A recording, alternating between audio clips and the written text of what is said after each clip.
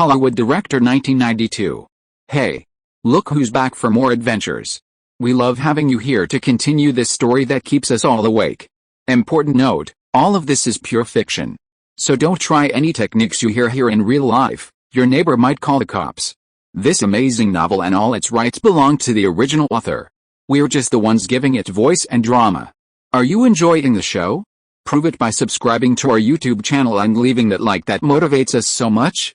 And if you want VIP access to exclusive content, our Patreon is waiting with things you won't find anywhere else. Chapter 76 Box Office Explosion. Ring ring. Ring ring, haha, Link, congratulations on your new movie's huge success. The box office results are truly amazing, thanks. I'm just lucky. No, you're not just lucky, the movie is also fantastic. My friend and I watched it twice yesterday, we were almost scared to death. When do you have time for a drink? Sure, but I'm quite busy lately. I'll make an appointment after the movie ends. In his office, Link put down the phone, walked to the floor-to-ceiling window, and stretched. The weather was nice today, sunny and bright, the sky clear blue without a single cloud.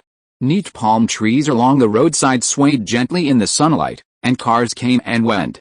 Thanks to the soundproofing of the floor-to-ceiling windows, he could see many drivers honking their horns, but he couldn't hear a single sound squeak. The sound of a door opening came from behind him. "Boss, would you like some tea?" Liu Xiaoli's voice came from behind. "No, just a bottle of mineral water." "Okay." Liu Xiaoli walked to the counter in her high heels and got a bottle of mineral water. "Here." Liu Xiaoli handed him the bottled water, stood beside him in front of the French windows, tucked a strand of hair behind her ear, glanced at him a few times, and couldn't help but ask, "What are you looking at?" "Looking at beautiful women." Link chuckled. "You pervert. No wonder you always like to stand here, so you're looking at the beautiful women on the street." Liu Xiaoli rolled her eyes at him. Link was good at everything, handsome, good-natured, talented, but unfortunately a bit lecherous and unreliable. If he weren't lecherous, he would be almost a perfect man. How can looking at beautiful women be considered perverted? I'm looking at women with an appreciative eye, similar to how you women appreciate flowers, jewelry, and pretty clothes. You're objectifying women, not bad. You've been in America for half a year and even learned that word. You've improved, of course. Liu Xiaoli smiled. When she first came to America, she knew nothing and was a bit silly. After living in America for more than half a year, she had learned a lot of new knowledge and new words. She was completely different from the cautious woman she was half a year ago. "So you'd better not bully me. I'm not someone you can easily bully now, okay? You've been quite busy lately. Are you finding it tiring?" "Not at all. I feel great, very good," Liu Xiaoli replied without hesitation. She was worried about being tired. Link had sent her to the finance department as an accountant, sitting in an office all day. That kind of job, while paying more, was much more boring than being an assistant. She liked her current job. It was busy but exciting, more fun than being a dancer. Everyone's been very busy promoting the movie lately. To make up for it, I've prepared a small reward. Your reward is on your desk. Go get it yourself. "What reward?" "Go see for yourself." Link pointed to his desk without turning around. Curious, Liu Xiaoli went to the desk and found a long, rectangular red velvet box with a Cartier jewelry logo printed on it. "Is this it?" she asked uncertainly. "Yes." "What is it? Don't you have hands? Can't you open it yourself? Can't you speak properly?" Liu Xiaoli glared at him, then curiously opened the box. Whoosh, a dazzling light flashed before her eyes, reflecting off her fair face. Inside was an exquisitely crafted gemstone necklace. The diamond-shaped chain was made of platinum, with a leaf-shaped pendant adorned with a green crystal and numerous small diamonds, sparkling brilliantly in the sunlight. "So beautiful," Liu Xiaoli exclaimed instinctively, then quickly covered her mouth, glancing at Link, who was still facing the window. "Is this a reward you prepared for your company employees? One gemstone necklace for each person? That's too extravagant. Are you trying to ruin your life?" Although she didn't know the exact price of the necklace, based on her recent shopping experience, it was at least $10,000, and seemed even more beautiful than the one Wu Junmei wore. With over 20 employees, one necklace for each person, wouldn't that cost over $200,000? Are you stupid? How could we give you all necklaces? Men get suits and ties, female employees get necklaces, supermarket gift cards, movie tickets, etc. If you don't want the necklaces, you can choose the gift cards. No. I want the necklace, Liu Xiaoli said happily. Although the supermarket gift cards could buy a lot of things, this necklace was too beautiful. She often wore low-cut business attire and needed a necklace to match, but she only had a very ordinary necklace. She had wanted to buy a necklace for a long time. But every time she went to the mall, she didn't like the cheap ones and couldn't afford the expensive ones. This necklace was very beautiful, and the design perfectly matched her aesthetic. It would definitely look good on her. She wouldn't trade the necklace for gift cards. Do you want me to help you put it on? Link turned around and asked. Liu Xiaoli blinked at him and handed him the box. Link smiled gently, gathered her long hair, took the necklace she had worn for a long time from her slender, white swan neck, and put the green crystal necklace around her neck.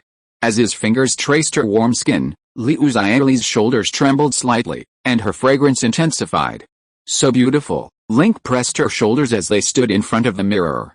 Liu Xiaoli's face was already flushed. Her fingers caressed the necklace, and she bit her lower lip, her voice trembling as she said, "It's very beautiful. You have a good eye for necklaces. How much is this necklace?" "Not much, liar.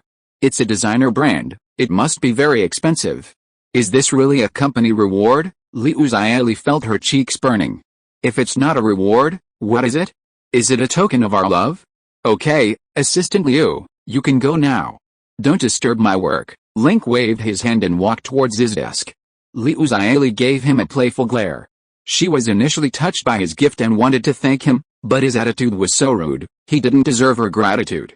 Liu Xiaoli stormed off in her high heels, but as she reached the door, she remembered something. "Dear Mr. Lin, your new movie is a huge success. My fellow townsmen, Wu Zhengmei and Chen Chong, asked me to convey their congratulations and also wish to invite you to dinner. When would you be available?" "Not recently, but I'll treat them later." "Alright, Mr. Lin." Liu Xiaoli closed the door, glanced down at the necklace on her chest, and looked at herself in the semi-transparent glass partition, a captivating smile spreading across her red lips. "Miss Liu, is the boss busy?" Michael Leeson, holding a document, quickly walked over in the corridor, his face beaming with excitement. "Mr. Leeson, is there any good news?" "Haha, last week's box office figures are out. Guess how much Paranormal Activity will gross this week?" Michael Leeson, usually a very composed man, was now all smiles, even joking with Liu Xiaoli. The week before last, it was released in 437 theaters and grossed $13.18 million. Last week, it was released in 1873 theaters. With the expanded release, could it reach $30 million? Liu Xiaoli asked.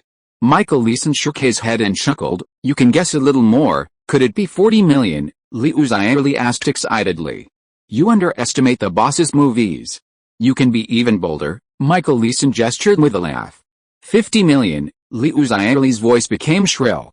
"It's $51.82 million, the weekly box office champion." Ha! Michael Leeson couldn't help but laugh a few times, knocking on the office door and going inside. $51.82 million, Liu Xiaoli covered her mouth in disbelief. The first 10 days box office totaled $14.77 million, and this was the third week, with $51.82 million. Paranormal Activity had accumulated $66.59 million in North America after 17 days of release. The film's production cost was less than $100,000, and even with marketing, it was less than $6 million. Link is really amazing. Liu Xiaoli clenched her fist and waved it, her previously cold expression mirroring Michael Leeson's, filled with uncontrollable joy and excitement. She glanced back at the office, and through the door, she could almost see Link talking to Michael Leeson. This guy was so young and capable, being a little lecherous didn't seem like a serious flaw. Thanks to Reader Ying 999 for the donation. Chapter 77 Media Shock. In its third week of release, Paranormal Activity grossed $51.82 million in 1,873 theaters across North America, taking the top spot at the box office. Paranormal Activity also broke box office records, becoming the highest-grossing R-rated film in world film history for a single week. A film with a production cost of only $20,000, released during a summer blockbuster season, managed to defeat a host of commercial films to become the weekly box office champion. This achievement not only shocked Hollywood but also left mainstream media in disbelief. On the day the third-week box office results for Paranormal Activity were released, media outlets such as the Los Angeles Times, The Hollywood Reporter, and the New York Post reported the news on their front pages.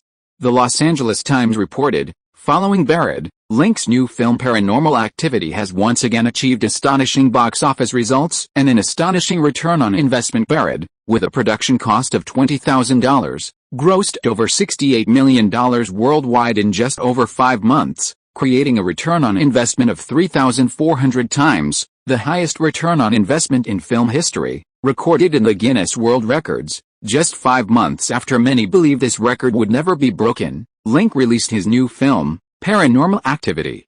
The film's production cost remained at $20,000. In just 17 days, it grossed $66.59 million in North America, achieving an astonishing 3,330 times return on investment. It was only one step away from breaking the record set by Barrett. No. To be precise, by the time this article was published, the record for the highest box office return on investment in film history had likely already been broken. Paranormal Activity had become the highest-grossing film in history. It's incredible, unbelievable. Even more incredible is that both films that achieved such phenomenal success were directed by the same person, Link, a 20-year-old newcomer director who came from the slums and worked as a loader, extra, and waiter. It's incredible, unbelievable. The Los Angeles Times highlighted how remarkable Paranormal Activity's box office performance was, how talented Link was, and how incredible it was. Entertainment publications such as The Hollywood Reporter and Movie Variety not only reported on the success of Link's new film, but also analyzed the reasons for its box office success from various perspectives, inviting industry experts to analyze its strengths and weaknesses. Regarding its strengths, a common view is that the film's shooting techniques are very innovative. Compared to films of the past century, Paranormal Activity's filming style is very modern and groundbreaking. From plot design to camera work and set design, it borrows almost nothing from older films, making it an extremely bold experiment. The success of this experimental work also indicates that the current film industry is very inclusive. Audiences can accept not only commercial blockbusters and classic art films, but also alternative and innovative works like Paranormal Activity. The film's success also points the way for more filmmakers, telling those with film dreams that in Hollywood, as long as you have an idea and dare to put it into action, success is possible. Regarding its weaknesses, industry insiders generally believe that the film's box office performance is too high, somewhat absurdly so. Although the film is decent, it only grossed over $60 million in North America in its first 3 weeks. It outperformed many well-made commercial films and classic art films, and even surpassed the box office earnings of movies starring big stars like Tom Cruise, Batman, Harrison Ford, Dustin Hoffman, and Demi Moore. This achievement would make many renowned producers, directors, and actors feel ashamed, and force the executives of the 7 major Hollywood studios to rethink film production and investment. Previously, the Hollywood production model was a good story plus a good director plus big stars plus veteran actors, guaranteeing a box office hit. However, Barrett and Paranormal Activity demonstrated a new model with their astonishing box office figures. A good story plus innovative filming methods plus clever marketing equals high box office. Good directors, big stars, and veteran actors are, in reality, largely irrelevant. Regarding marketing tactics, many industry insiders criticize Guess Movies' approach, arguing that Paranormal Activity involved excessive marketing. Before the film's release, Guess Movies created a nationwide atmosphere of terror while simultaneously engaging in false advertising, telling audiences it was a documentary based on real events in the United States. This was undoubtedly deceiving the audience. After its release, Paranormal Activity didn't air trailers, but instead broadcast screening highlights on multiple television stations, launching a massive publicity campaign. This deceptive approach lured audiences into theaters. Industry insiders stated this method was unacceptable and hoped that Guess C Pictures would stop. Among these media outlets, the New York Post and Business Daily were particularly concerned about Guess C Pictures' profitability with the film. At internal screenings, Paranormal Activity was rejected by dozens of producers, including Fred Oren, who considered it a terrible film with poor box office performance. For this reason, many Hollywood film companies, like those that abandoned the distribution of Barrett, once again abandoned Paranormal Activity. The film's distribution fell to the newly established Guess See Pictures. According to Business Daily, due to the film's excellent box office performance during its preview screenings, Guess See Pictures invested heavily in promotion, securing a relatively strong revenue-sharing agreement with the major theater chains.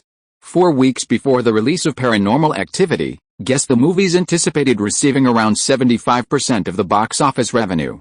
This means that if Paranormal Activity grossed over $100 million this month, Link and Guess the movies would receive approximately $75 million in box office revenue. The film's production and marketing costs were less than $10 million, yet it generated over $70 million in profit. This is an astonishing achievement. The New York Post declared that Link would be the next billionaire, a 20-year-old billionaire, a commoner who started with $20,000, and also the fastest-growing billionaire, achieving this in less than a year. Because of Paranormal Activity's phenomenal box office performance, even the Washington Post, primarily known for its political reporting, joined the fray. They stated that the Chinese-American director's great success in the American film industry once again proved Hollywood's inclusivity, a place where talent can showcase itself and realize dreams. This also labeled Link's success as the American dream, making him incredibly popular and gaining many new fans. Thanks to proactive coverage from mainstream media outlets such as the Los Angeles Times, the New York Post, and the Washington Post, Paranormal Activity gained widespread fame across the United States and the world, leading to a surge in moviegoers. Foreign distributors also approached Guess Movies again, offering very attractive deals to acquire the overseas distribution rights for Paranormal Activity. Chapter 78: The Opponent Makes a Move. Damn it! How could a terrible movie like Paranormal Activity make so much money at the box office? Are all those viewers idiots? Why would they choose that rubbish instead of watching good movies like Batman Returns, No Regrets, and Unforgiven? Are they blind? In the CAA talent agency office, Robert Downey Jr., seeing the latest box office figures for Paranormal Activity in the newspaper, cursed angrily. The box office performance of this movie is truly unbelievable, Kiefer Sutherland sighed. He had seen Paranormal Activity in the theater a few days ago and thought it was pretty good, quite scary, and predicted that the movie's box office performance wouldn't be too bad. But at the time, they predicted a box office of $4 or $5 million. A movie with a budget of only $20,000, to make $4 or $5 million at the box office, a return of over 200 times, that was a very good result, already considered a high compliment to Link. But who could have predicted that the movie would take in $1.59 million in its opening weekend in 14 theaters and $13.18 million in its second week? The third week was even more astonishing, grossing $51.82 million and topping the weekly box office. It not only surpassed a high-quality film A Few Good Men, starring him, Tom Cruise, Jack Nicholson, and Demi Moore, but also critically acclaimed films like Patriot Games, Batman Returns, and Unforgiven. It also surpassed A Hero Nobody Knows Who, starring Oscar winner Dustin Hoffman, which was released at the same time. It became the highest-grossing horror film in world film history for a single week. Upon hearing this box office figure, his first reaction was disbelief, that it was fake news. After confirming it, he suspected the box office data was inflated. Considering that Guess Me Pictures was a film company less than a year old, lacking both manpower and funds, it wouldn't have the ability to falsify box office figures. In the end, he had to accept reality. Link's second film had indeed been a huge success, exceeding all expectations. Link is so lucky. His first film, Buried, was a huge hit, and then Paranormal Activity followed suit, even outperforming the first one. Damn, how can he be so lucky? If I were that lucky, my movies would be making tens of millions too, Kiefer Sutherland said enviously. Robert Downey Jr. remained silent, his face grim. Robert, Kiefer, don't worry too much. Link's 2 consecutive blockbusters don't mean every film will be a blockbuster. His career is likely to decline from here on out. Besides, Paranormal Activity was over-marketed before and after its release, treating the film like a commodity. Not only do people in the industry look down on him, thinking he's a director who only makes money with trash films, but moviegoers will also feel fooled and stop supporting his movies. I think it won't be long before Link decides to leave the cinema industry and become a billionaire, his agent, Jimmy Ritchie, advised. Kiefer Sutherland nodded. It's true. The huge success of Paranormal Activity will inevitably affect the box office performance of other films released at the same time, and it will also impact the interests of the Big Seven studios. They certainly won't sit idly by and watch Guessing Pictures make money.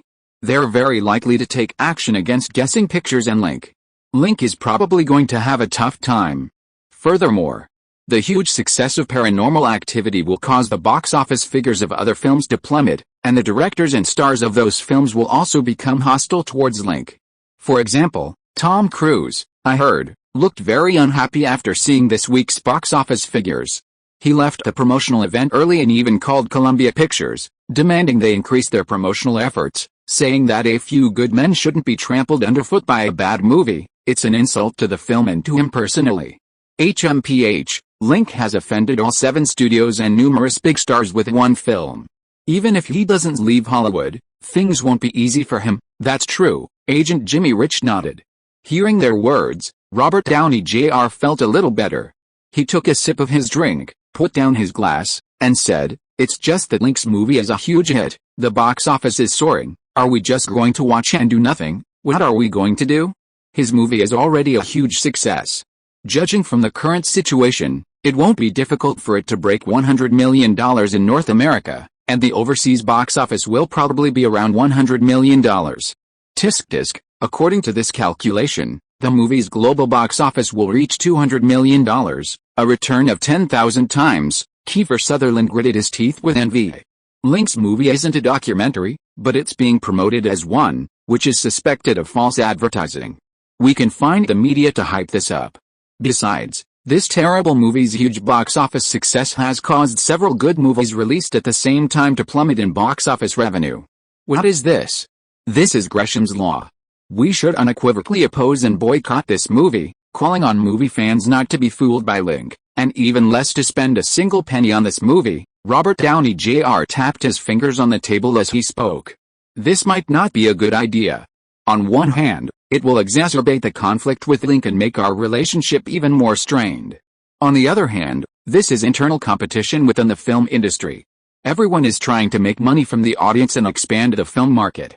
Calling on movie fans to boycott a film that is released normally won't be approved by the Film Producers Association.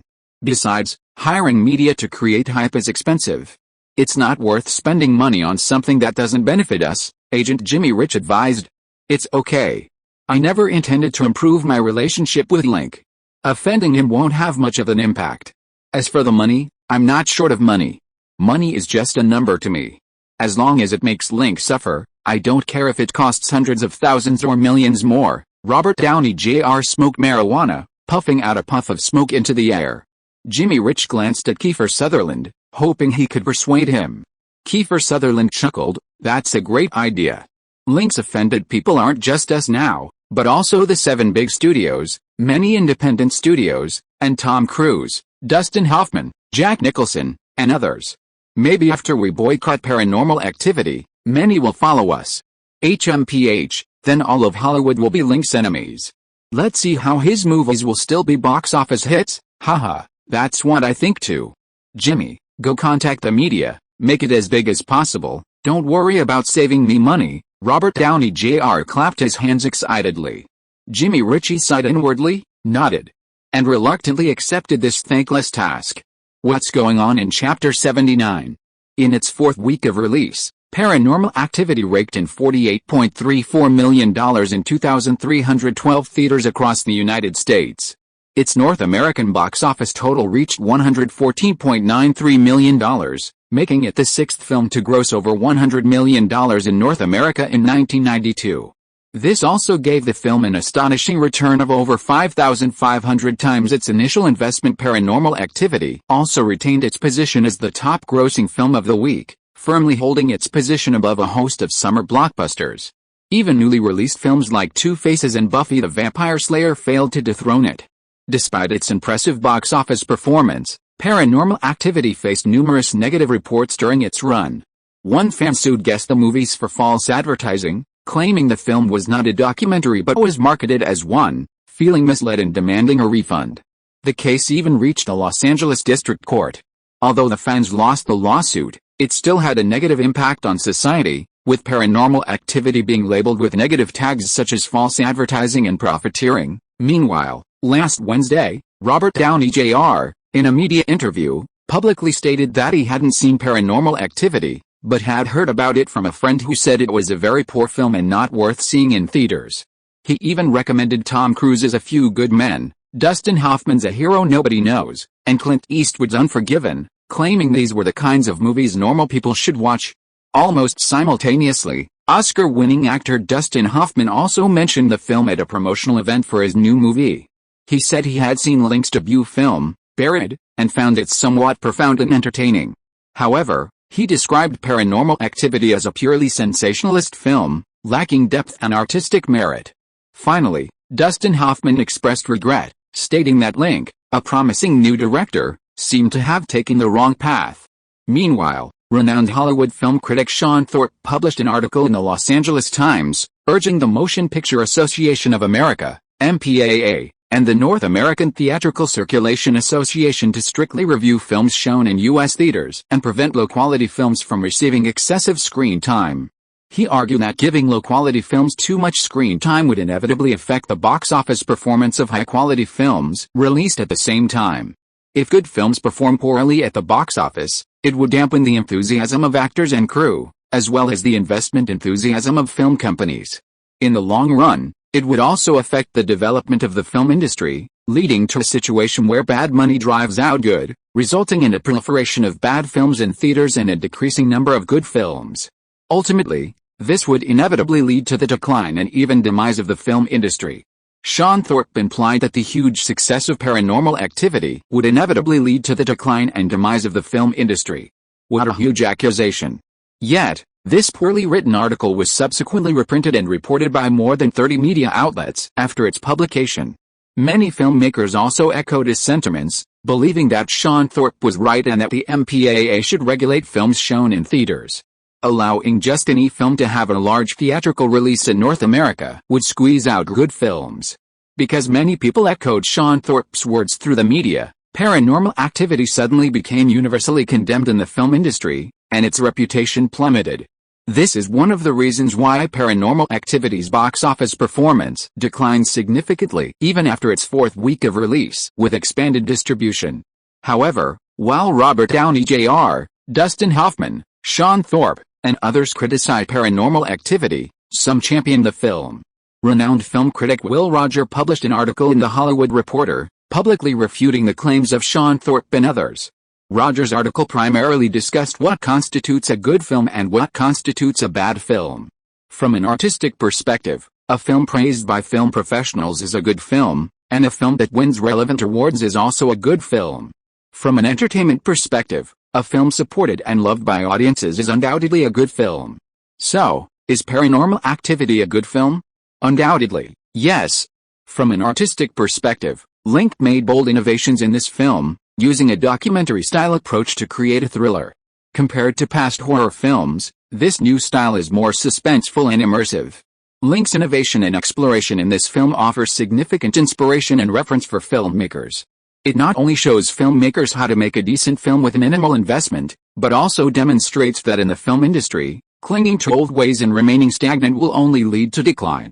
The spirit of exploration and innovation is essential for the development of the film industry, and filmmakers who dare to innovate and explore are the talent the industry needs. These people represent the future of the film industry. Will Rogers believes that Hollywood needs more Links and more Paranormal Activity films to grow and thrive. Furthermore, from an entertainment perspective, Paranormal Activity grossed $115 million in North America in its first 4 weeks, attracting nearly 15 million viewers. Can a film that everyone enjoys be a bad film? Do they think everyone is stupid? At the end of his article, Will Roger emphasized that Link is a very young and talented director, as well as one who dares to experiment and explore.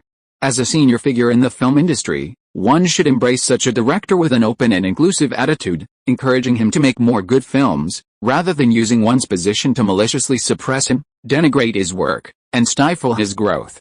Constantly suppressing new directors and new films, remaining stagnant, and refusing to accept new things, this kind of behavior will lead to the decline and destruction of the film industry. Will Roger is also a renowned film critic with many like-minded people in the film industry. After his article was published, it received a lot of support and solidarity, with some positive comments appearing in the media. However, compared to the negative comments, the voices supporting Link and Paranormal Activity were much smaller. "Boss, it's the 4th week. Should we arrange for the suspect to speak out?" John Gordon asked in the office. "Wait a little longer. Right now, Paranormal Activity is still generating a lot of buzz in the media, and the box office drop isn't significant. Let's wait another week. Next week, we can arrange for the suspect to make a public statement," Link said, flipping through the documents in his hand. "Okay. However, due to these negative news reports, your reputation in the film industry is declining. Continuing to use the suspect for publicity might worsen your reputation. Paranormal Activity is doing very well at the box office, far exceeding expectations. Boss, I suggest we be cautious about using this kind of publicity," John Gordon said. "Don't worry. As a director, everything is about the film. As long as I can continue to make films that are both critically acclaimed and commercially successful, I don't need to worry about a bad reputation. Remember, guess the film studio's current goal is to make money. Do everything you can to release the film and earn more box office revenue. As for art and reputation, we can consider those things later." "Understood, boss." John Gordon nodded and left. Link continued flipping through the newspaper. As John Gordon pointed out, with the box office success of Paranormal Activity, many media outlets published articles negatively portraying Link and the film, leading many to label it a terrible movie and making Link a representative figure of a new generation of bad film directors. Some critics even called him Ed Wood II. Ed Wood was a renowned American B-movie director active from the 1950s to the 1970s. His 1959 film Project 9 was considered by many critics to be one of the worst films of all time. 3 of the 10 worst films on IMDb are by Ed Wood. Like Link, Ed Wood was a filmmaker who was also a director, actor, producer, screenwriter, and independent film company owner. These critics compared Link and Ed Wood, listing similarities and attempting to firmly label Link as a bad film director. Their comments were malicious. Link, currently busy with film promotion, has ignored these negative reviews. On Monday, The Hollywood Reporter published a news article featuring photos of Robert Downey Jr. looking terrified while watching Paranormal Activity. This news perfectly exposed Downey Jr.'s previous lie that he hadn't seen the film, making him appear dishonest. As for Dustin Hoffman and others, the higher Paranormal Activity grosses, the more damage it will do to them. Link will continue to oversee the company and the marketing department, determined to fully unleash the box office potential of Paranormal Activity, generating even more box office revenue and silencing their critics. Chapter 80 Accused.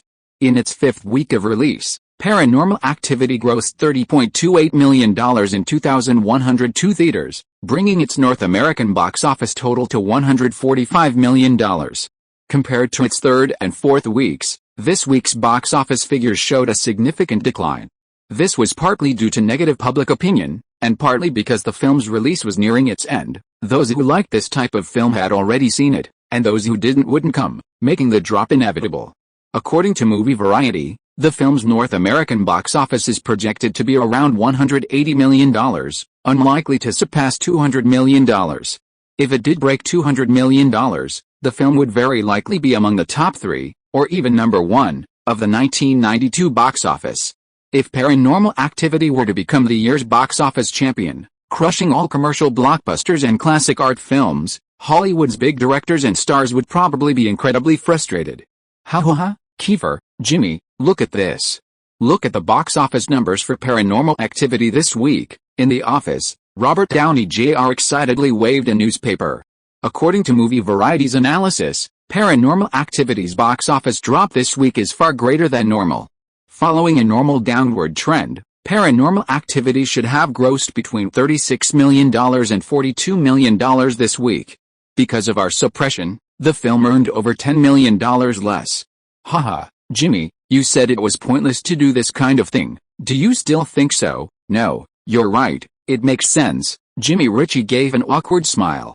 To suppress Paranormal Activity, Robert Downey Jr. spent over $1 million creating a lot of negative news about Link through the media. Robert succeeded. The negative news caused Paranormal Activity's box office to plummet, but this approach also cost him a lot of money and wasted a lot of time and energy. Using this method of spite is detrimental to both parties. Jimmy Ritchie didn't consider it a victory. Robert, yesterday at a promotional event for A Few Good Men, Tom Cruise said you did a great job and invited you to the celebration party for A Few Good Men surpassing $100 million at the box office. Kiefer Sutherland laughed. Haha, Jimmy, listen to this. Now even Tom Cruise is inviting me to a party. You still think this is meaningless? Robert Downey Jr. laughed smugly. Yes, it is meaningful, Jimmy Ritchie nodded. Although Robert Downey Jr. was a top star in Hollywood, compared to the superstar Tom Cruise, his status and salary were far inferior. Gaining Tom Cruise's friendship by putting Link down was a considerable gain. Ring. The phone on the desk rang. Jimmy Ritchie went over to answer it, his eyebrows twitching, his expression gradually becoming quite interesting. Jimmy, what is it? Kiefer Sutherland asked. Big news. Jimmy Ritchie quickly grabbed a copy of the Los Angeles Times. The front page headline was Paranormal Activity Allegedly Infringes Copyright, with the subtitle Moleta Murder Suspect Tina Worston Sues Paranormal Activity Director Link for Plagiarism. Is this true? Robert Downey Jr. exclaimed in surprise. Continuing to read, the article mainly discussed two cases. The first case was a murder that occurred more than 2 months earlier in Moleta, Southern California. After being abused by her husband, Tina Worston shot and killed him 7 times in his sleep that night. Tina Worston was arrested by the police and subsequently charged with manslaughter. In her first trial, Tina Worston claimed that she did not intentionally kill her husband, but rather that she took out a handgun in her sleep and unconsciously shot him. Tina Worston's defense attorney argued that her client killed her husband unconsciously, which fell under the category of manslaughter, not intentional homicide. The defense attorney presented the client's medical records and a list of medications she had taken. The client, Tina Worston, was unable to conceive naturally due to health reasons and underwent 2 unsuccessful IVF procedures last year.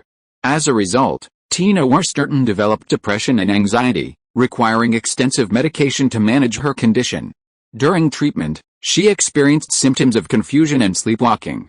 The defense attorney argued that after being subjected to domestic violence by her husband, her mental state worsened, and her previously unresolved illnesses became more severe. Under these circumstances, it was possible and plausible that she sleepwalked and shot her husband.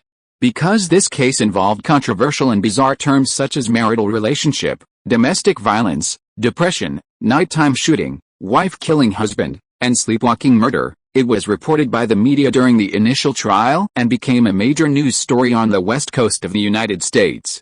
Many media outlets also publicly discussed the case. Should we believe Tina Worston's story? Was Tina Worston's murder intentional or unintentional? Is sleepwalking murder a valid charge? What charge should Tina Worston be given? Female readers believe Tina Worston's story and support an acquittal. Male readers believe the judiciary should rigorously examine Tina Worston's mental and psychological state. If she truly suffers from a serious mental illness, her sentence could be reduced, and she could be arranged for treatment. If she is feigning illness to escape punishment, this must be dealt with seriously. Such cases cannot be allowed to occur. If Tina Worston is acquitted, many women will use this method to evade criminal justice. At that time, men will be in constant fear, even needing to wear bulletproof vests to sleep. This must never happen. Because of the extensive discussion, the case has garnered significant attention. During the second trial, many media outlets went to cover the proceedings. However, at the second trial, the defense attorney submitted new evidence, a videotape. The evidence claimed that Tina Worston, a few weeks before the incident, followed the advice of her psychiatrist and installed a camera in her bedroom to record her daily life in order to find the cause of her illness. Meanwhile, the defense attorney also sued Guestplay Pictures and director Link, alleging that he had stolen Tina Worston's private videotapes, edited them, and turned them into the documentary-style film Paranormal Activity. After the film's release, Tina Worston contacted Guestplay Pictures, demanding royalties, but was refused. The defense attorney demanded $100 million in damages from Guestplay Pictures on the spot. During the defense attorney's speech, the media in the audience nearly jumped up in excitement. Paranormal Activity is currently the most popular film in North America. Every news item about it has the potential to make headlines and receive nationwide attention. Now, this blockbuster film is linked to a murder case and a copyright infringement case, becoming a very complex case within a case. This news is of extremely high value. Chapter 81 was actually a publicity stunt. Due to new evidence emerging during the trial, the court immediately announced a postponement. After the second trial concluded, the defense attorney and client, Tina Worston, claimed in front of dozens of reporters that a large portion of Paranormal Activity borrowed from her story, with many plot points highly overlapping with her videotapes. She had ample reason to suspect that Link had watched her videotapes before filming Paranormal Activity and had also borrowed her filming techniques, constituting theft. Therefore, she also had grounds to demand $100 million in damages from Guess Movies. This case broke yesterday and made the front page of dozens of newspapers today, with ABC, CBS, CNN, and other television news channels also broadcasting it repeatedly. Ha, so Paranormal Activity borrowed someone else's story. I was wondering how Link, someone from the slums, could write such a good story. Turns out he plagiarized someone else. Let's see what Link does this time. Robert Downey Jr. laughed heartily after reading the news. This is indeed good news. After the huge success of Paranormal Activity, the box office of Our No Regrets was greatly affected. Now that this news has broken, the box office of Paranormal Activity will inevitably be greatly affected, and it might even be forced to stop showing. The box office of Paranormal Activity will also stop at $150 million. This is truly fantastic news. Kiefer Sutherland clapped his hands and laughed excitedly. Haha, not only that, don't forget that woman is demanding $100 million in compensation from Link. If that's true, Link has a very high chance of going bankrupt this time. Robert Downey Jr. picked up his glass and toasted with Kiefer Sutherland. Kiefer Sutherland took a sip of his drink and saw that Jimmy Ritchie was still frowning. Jimmy, is there a problem? This matter is not so simple. There are too many loopholes in Tina Worston's accusations, Jimmy Ritchie said, looking at the newspaper. A loophole? Yes. For example, Paranormal Activity started filming at the end of April, while this case occurred in mid-May. The murder happened more than half a month later than Paranormal Activity. Also, Tina Worston's side only filed charges 5 weeks after Paranormal Activity's release, which seems more like using this method to evade legal punishment. From the case itself, the court is unlikely to accept the claims of sleepwalking murder or being controlled by an evil spirit. If they did, many past cases would be overturned, and many people could use this excuse to escape punishment in the future. America could fall into chaos. So, despite many media outlets questioning the copyright infringement of Paranormal Activity, it won't affect the film's box office, let alone make Link pay money, Jimmy Cherry said. In other words, this case won't affect the box office of Paranormal Activity at all, nor will it bring any trouble to Link. Robert Downey Jr. held his wine glass, his face turning very grim. Jimmy Cherry frowned and read the news again. Judging from the current situation, this case not only won't affect the box office of Paranormal Activity, but it might even help Paranormal Activity become a huge hit, allowing Link to make a fortune. What do you mean? Robert Downey Jr. and Kiefer Sutherland looked at him in confusion. They were already disappointed that Link hadn't suffered the consequences. Now, Jimmy Ritchie was saying that the case would actually help Link. This was something they found hard to understand. Judging from these reports, it seems like someone is deliberately creating hype, trying to link Paranormal Activity with a murder case to increase the film's buzz and make the plot more realistic and thrilling, attracting more viewers to the theaters. Hype. Robert Downey Jr. paused, then his eyes lit up. Could it be guess what? Are they trying to use this method to increase Paranormal Activity's exposure? Jimmy Rich nodded. Those of you who have seen Paranormal Activity, after hearing about this case, will also suspect a connection between Paranormal Activity and the murder case. Those who haven't seen the movie, after seeing this news, will be even more curious and will be unable to resist going to the theater to see what the differences are between Paranormal Activity and the murder case. Is it really plagiarism? If they really do this, it's foreseeable that Paranormal Activity will likely have even better box office numbers this week. Jimmy Ritchie secretly admired Guess Movies' marketing prowess. They were using ordinary people's curiosity to lure them to the theaters, ensuring a surge in Paranormal Activity's box office. He suddenly admired Link as his rival. This guy was far smarter than Robert Downey Jr. and Kiefer Sutherland. So, the big news that broke today was Link's doing? He wanted to use this method to trick audiences into seeing Paranormal Activity, Robert Downey Jr. asked incredulously. Possibly, damn it. This movie has already grossed over $150 million in North America, ranking in the top 10 for the year. Isn't he satisfied? Does he want even more? Robert Downey Jr. shouted angrily. I'm afraid so, damn it. Damn it all. This is false advertising, malicious marketing. I'm going to expose him and prevent everyone from being fooled. Robert Downey Jr. slammed his fist on the table and stood up. It's useless.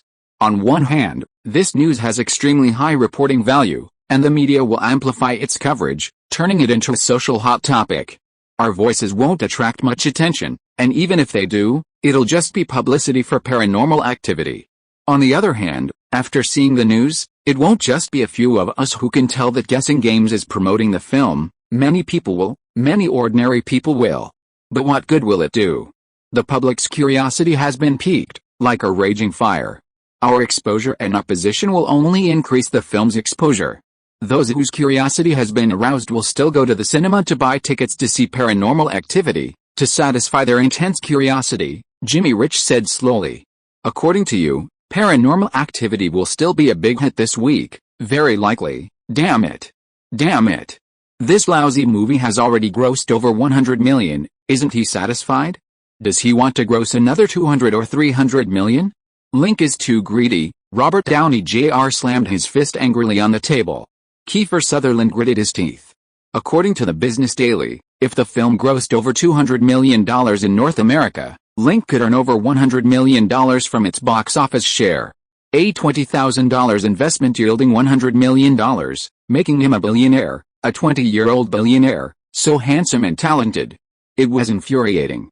Kiefer Sutherland stared at Link's picture in the newspaper, his teeth clenched with envy. If you are listening to this novel on a channel other than Fanfic World, it means it was downloaded and re-uploaded without effort. We warmly invite you to visit our channel, Fanfic World. There you will find the original version of this story and many other novels of various genres. We look forward to seeing you dive into a world of incredible novels. Chapter 82, Box Office continues to boom. In the 6th week of its theatrical run, a major news story broke. Tina Worston, the suspect in the Moretta murder case, accused director Goose Play's new film, Paranormal Activity, of plagiarizing her case, claiming the plot closely mirrored her events. Worston, however, refused to pay adaptation fees, arguing it violated her privacy and copyright. Her lawyers are reportedly demanding $100 million in damages from Goose Play. This news sparked widespread discussion across the U.S. Discussions ranged from the case itself to the film, from the existence of ghosts to whether Goose Play was using the film for publicity. Regardless of the debate, Paranormal Activity remained a central topic. Driven by curiosity, a desire to avoid being marginalized in public discussions, and simply to satisfy curiosity, many who hadn't seen the film flocked to theaters. Paranormal Activity's box office numbers subsequently surged. According to data collected by AMC Theaters, on Thursday, the occupancy rate of Paranormal Activity jumped from 25% the previous day to over 80%. AMC was forced to temporarily increase the film screenings from 6 to over 12 per day. With even higher occupancy expected over the weekend, AMC, Regal Theaters, and others are considering further expanding the film's run. The Hollywood Reporter predicts that Paranormal Activity has a very high probability of grossing over $40 million this week. If it reaches this figure, Paranormal Activity could surpass $200 million within 7 weeks, becoming the first film to gross over $200 million in North America this year. However, along with this surge in Paranormal Activity's box office, negative reviews related to Link and the film have also appeared in the media, more than in previous weeks. Many prominent film critics have publicly criticized Guessing Pictures' promotional tactics, claiming that Paranormal Activity was over-marketed before its release, causing resentment among many filmmakers. In this situation, Link and Guess the movies not only didn't stop, but went even further, using the criminal case to promote the film, creating social buzz and attracting nationwide attention. Regardless of whether this practice was legal or not, the constant media coverage of Paranormal Activity during this period occupied a large amount of public media resources, even overshadowing major international news such as the recent elections, the breakup of Yugoslavia, the split between the Czech Republic and Slovakia, and the Barcelona Olympics. This was extremely excessive. Film critic Sean Thorpe used highly emotional words like despicable, bad, unscrupulous, and disgusting to describe his personal feelings. Rob Reiner, director of A Few Good Men, publicly expressed his grievances, saying that he could accept losing at the box office to films like Batman Returns and Unforgiven, but losing to a B-movie like Paranormal Activity was unacceptable. Tom Cruise and Jack Nicholson, while attending a New York film forum, discussed film and marketing, stating that a film's box office success primarily depends on its quality. A high-quality, big-budget film, with increased promotion after release, will garner support and welcome from moviegoers. Conversely, excessive marketing of a low-budget film after release, disrupting market order, is highly undesirable. Simply put, a film's promotional budget needs to be commensurate with its quality. A film like Paranormal Activity, with a production cost of only $20,000, clearly doesn't justify its large-scale promotional campaign. The New York Times commented that Paranormal Activity was a disruptive force in the film market, and so was Link. Haha, Link, look at you, everyone's starting to hate you. In the Golden Oak Apartments, Sofia Coppola laughed, waving her newspaper. Everyone's starting to hate me. Link put down his script, looking at her in confusion. Did you see today's newspaper? Many famous filmmakers have spoken out, strongly condemning your excessive marketing of Paranormal Activity. They've given this low-budget film undue publicity, causing a drop in attention for other films released at the same time, resulting in a sharp decline in box office revenue. Everyone thinks you're not playing by the rules, Sofia Coppola laughed. Yes, Link, your Paranormal Activity marketing is really excessive. Turn on the TV and it's the latest Paranormal Activity highlights. Open the newspaper and it's Paranormal Activity news. The publicity is everywhere, it's overwhelming and omnipresent, it's annoying, Quentin Tarantino said, scoffing. The film's marketing budget was only $6 million, much less than big-budget films like A Few Good Men and Batman Returns. How can you say we overmarketed? We won't take the blame for that. Link waved his hand, took a sip of juice from Monica, and sipped it. It's not over-promotion. It's just that Link's promotional work was very clever. He made a multi-million-dollar promotional effect with a few $1,000,000 investment. You can't blame Link and guess the movie theater for over-marketing, you can only blame your peers for not putting enough effort into their promotions, Jim Carrey laughed. Jim is a smart guy, Link praised Jim Carrey's statement. Okay, I admit that your pre-release promotion was very good, and the idea of updating the weekly movie highlights was also very good, but linking the murder case with a movie and doing bundle marketing is too much? My dad said that if everyone does it like you, filmmakers will not seriously study how to make good movies, but will all study how to market and promote movies. In the long run, the film industry will become a mess, Sofia Coppola laughed. Link shook his head. You've wronged me. I didn't do the publicity for the Moretta murder case. My reputation is already bad enough, what good would it do me to do something like this? Just make a few tens of millions more at the box office. You mean this case has nothing to do with you or guess the movies? It's not a marketing ploy you use to promote your film, and Tina Worston is framing you, Quentin Tarantino asked, frowning. Obviously. As a legitimate director, I can always make money by focusing on making movies. There's no need for me to deliberately brand myself with a plagiarism stigma for a few tens of millions at the box office. It's clearly not worth it, and I wouldn't do such a thing. That sounds like it. So they've all wronged you? Then why don't you refute them? Sofia Coppola felt sorry for him. When everyone thinks it's my fault, even if I stand up and refute them, it won't make much difference. Besides, for us directors, whether it's a bad reputation or a good one, in the end, it's the film that speaks for itself. As long as I can make a good film, I don't need to care about other people's comments. Link smiled calmly. Clap clap clap. Sofia Coppola clapped her hands and laughed. You're quite the gentle gentleman. I think people will understand your difficulties in time. Thank you, Link chuckled. Quentin curled his lip.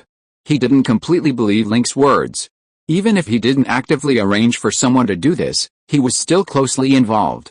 Because after this incident was exposed, the biggest beneficiary was Link, who could earn tens of millions of dollars more. According to the principle that whoever benefits is suspicious, Link would never be able to shake off suspicion in this matter. Link, what are you looking at? It looks like a script, Sofia asked. Yes, a new script. What? Paranormal Activity hasn't even finished its run, and you're already preparing a new script. How many movies do you make a year? What are we supposed to do? Quentin stood up excitedly, his face flushed and panting. He and Link debuted at the same time at the Sundance Film Festival. Now Link has already released 2 movies, both of which have been huge hits, while his second movie is still in the works. While Link was preparing for his third film, his second was still in the works. How could he not be agitated? Quentin, keep your voice down. Don't sound like you're arguing. Steven Soderbergh tugged at his sleeve. Link, you're already preparing for your third film? Not a single day off, Sofia Coppola asked. No, this is the script Jim brought over, asking for my opinion, not the script for my next film, Link said. I see. Quentin breathed a sigh of relief. Link, when are you going to shoot your next film? Steven Soderbergh asked. Probably next year. Shooting 2 films this year is quite tiring, so I'm taking some time to rest. You're right to think that way. We're directors, not construction workers. 1 or 2 films a year is enough. You need to balance work and rest, Quentin advised. Link smiled. Link, what's your next film? Do you have any plans? Sofia Coppola asked. Last year I wrote 4 screenplays and submitted them to film companies, including Barrett, originally intending to collaborate with them on a film, but they didn't agree. I'll be filming the remaining 3 screenplays first, so, the third film project is already confirmed, and once pre-production is complete, filming can begin. Quentin breathed a sigh of relief. The third film is a big project, with a longer pre-production period. It won't start filming anytime soon, Link chuckled. Okay, Quentin nodded in satisfaction. Luckily, Link's third film wasn't being filmed immediately, otherwise, he would have been driven crazy by Link, a director working alongside him. Chapter 83. You smell so good. That Quentin is such a chatterbox, he just keeps talking, Sofia Coppola complained after Quentin and the others left. It's always lively with Quentin around, the conversation never gets awkward. Who's going to have an awkward conversation? Okay, you're a bit rigid, it's easy for conversations with you to go cold, Sofia laughed teasingly. Are you two going to bicker again? Monica Bellucci teased. No, I wouldn't dare argue with him. He's so amazing, he made a movie for $20,000 that left all filmmakers speechless. How could I dare argue with him? Sofia said. They're prejudiced against me, they can't accept a director who's younger and more talented than them. I can't accept it either. You're a year younger than me, yet you're so good at making movies. Why? Are you a genius? Sofia stared at him and asked. Obviously not. They call me Ed Wood II, the trash director. Haha, those people are talking nonsense. They're just jealous of your talent and the money your movies make. They're just sour grapes. You don't need to pay any attention to them, Sofia said. Yes, Link, in my eyes, you are the most amazing and talented man in the world. No other man can compare to you. Monica Bellucci hugged his arm and rested her head affectionately on his shoulder. Link stroked her long, black, curly hair. Sofia felt uncomfortable seeing the two of them so affectionate, the pink atmosphere around them gradually intensifying. She quickly asked, Link, when are you shooting your next movie? Next year? I think I just said that. Has the crew been assembled yet? Are you short of a cinematographer? I can be an assistant director too, Sofia asked expectantly. You want to join my crew? What for? I want to learn how to make movies from you. Are you kidding me? Your father, Director Coppola, is a master in the film industry. No one is more skilled at filmmaking than him. If you want to learn how to make movies, why not go to him? What can you learn from a new director like me? My father and his generation of directors have outdated experience and ideas about filmmaking. They're not suitable for me. I want to learn from you, a new director, and see how you make movies. Can you be more straightforward? Sofia Coppola's voice became domineering and arrogant, yet not unpleasant. Sure. But if you don't learn anything from me, don't blame me for wasting your time. I'm not that kind of person. Sofia smiled slightly, extending her hand to shake his, indicating that it was a deal. Link smiled and shook her hand. After seeing Sofia Coppola off, Link continued reading the script Jim Carrey had sent, Ace Ventura, Pet Detective, a nonsensical comedy. The screenwriter was Jim Carrey. The story borrows from the 1989 film Cadillac Detective, in which Jim Carrey had a minor role. Ace Ventura, Pet Detective tells the story of the Miami Dolphins mascot, Snowflake, being kidnapped ahead of a major football game, and the team's agent hiring a pet detective to find Snowflake. The protagonist's character is modeled after Jim Carrey, making it a script tailor-made for him. This also shows that after more than a decade in Hollywood, Jim Carrey found a suitable path, slapstick comedy. This film catapulted him to fame, establishing his acting career, and he went on to star in blockbusters such as The Mask, Dumb and Dumber, Batman Forever, Liar Liar, and The Truman Show. These films made Jim Carrey a global sensation. making him the first Hollywood actor to reach a $20 million salary, higher than Tom Cruise and Tom Hanks. Jim Carrey brought the script today for two purposes. The first was to ask for his help in revising it. After directing films like Buried and Paranormal Activity, Jim Carrey's screenwriting talent was recognized in Hollywood, and he came to seek advice with his script. Secondly, after the huge success of Paranormal Activity, Guessing Pictures, as the producer and distributor, was bound to make a lot of money. Media predictions suggested that Guessing Pictures could earn over $200 million from box office revenue sharing, videotape sales, and sequel rights. If Guessing Pictures could earn that much, it would have the opportunity to join the ranks of Hollywood's top 10 independent production companies and become a rising star in the independent film industry. They had money and resources. Jim Carrey brought his script, also wanting to ask if he was interested in investing. Ace Ventura, Pet Detective was Jim Carrey's breakthrough film, grossing over $100 million in North America with a production cost of approximately $10 million. Clearly, it was a profitable project. Link didn't intend to refuse. If possible, he planned to bring Jim Carrey into Guessing Pictures and make all those low-budget comedy films. "How's the script?" Monica asked, her arm around his shoulder from behind her chair. She had just showered, her body still smelling of shower gel, her long, black, curly hair cascading down her back to his shoulders. Link put down his script and noticed that twilight had fallen outside the skylight, neon lights flickering on the streets, and Monica Bellucci beside him was now dressed in a black silk nightgown. Her fair, full skin appeared even more delicate and smooth against the black lace trim, making him want to touch it, to feel its warmth and softness. It was dark, and Link wasn't a workaholic, nor did he intend to continue working. He tossed aside his script, pulled Monica into his arms, and his hands instinctively slipped inside her nightgown, exploring the secrets hidden within her body. "You're so horny," Monica chuckled, hugging his neck. "You smell so good," Link said, inhaling her hair and neck. Monica giggled, leaning her neck close to his. "Honey, are you going to direct this script?" "No idea. I prefer making serious films, I'm not good at comedies." He's a serious and earnest director, skilled in thrillers, dramas, and romances, but not comedies. They're easy to ruin if done poorly. This is one reason he doesn't plan to direct. Secondly, he has better scripts that can be profitable, so there's no need to waste time on other films. If he wanted to make Ace Ventura, Pet Detective, he could hire someone, the cost wouldn't be too high. He also wants to experiment, not directing, but just writing and producing, to see if he can get rewards and box office subsidies after the film is completed. If so, he could focus on producing, making 10 films a year, earning more rewards and significantly improving his stamina. Then, when filming movies or with Monica, he wouldn't have to worry about stamina. Gently. "Why do you always pinch my butt?" Monica bit his earlobe. "Have you gained weight?" "No." "Okay, I've gained more than 2 pounds since last month. Don't you like it?" "I'll lose it tomorrow, I like it. A little chubby is better, it feels nice to hold and hug." "Truth or dare, really?" "I'll prove it to you right now." Haha. Before it got dark, Link and Monica were fooling around in the study, and the documents on the desk were almost soaked. Chapter 84. Underestimating Link. While Link and Monica enjoyed their intimate moments in the study, the connection between Paranormal Activity and the Murata murder case continued to be hotly debated in the media and entertainment circles. In mainstream media, the focus was on Tina Worston, the suspect in the Murata murder case, accusing Paranormal Activity of copyright infringement, plunging the blockbuster film into copyright controversy.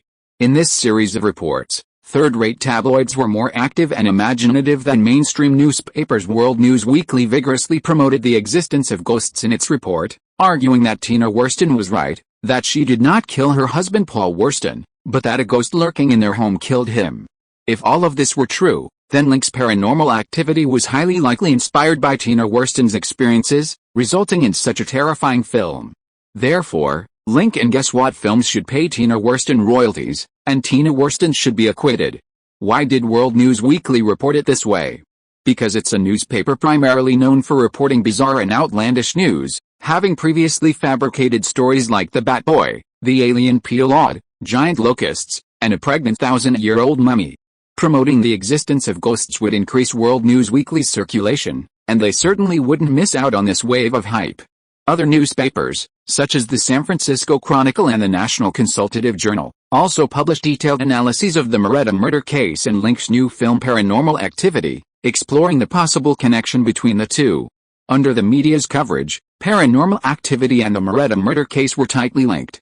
Many people began to support the suspect, Tina Westerton, believing she didn't kill him and that the killer was a ghost hiding in the house. While some media supported this theory, others opposed it. Reputable newspapers like the Los Angeles Times, the New York Post, and the Chicago Tribune denied this claim. Some believe Tina Westerton's linking of her case to Paranormal Activity was an attempt to evade punishment, and the court should conduct a thorough review, unaffected by public opinion. Other media outlets criticize Gasplay Pictures for using unconventional methods to attract attention during film promotion, arguing it disrupted the film market and potentially interfered with judicial fairness. This is highly inappropriate and should be strictly prohibited. However, lacking evidence, the media used euphemisms when criticizing Gasplay Pictures to avoid legal disputes.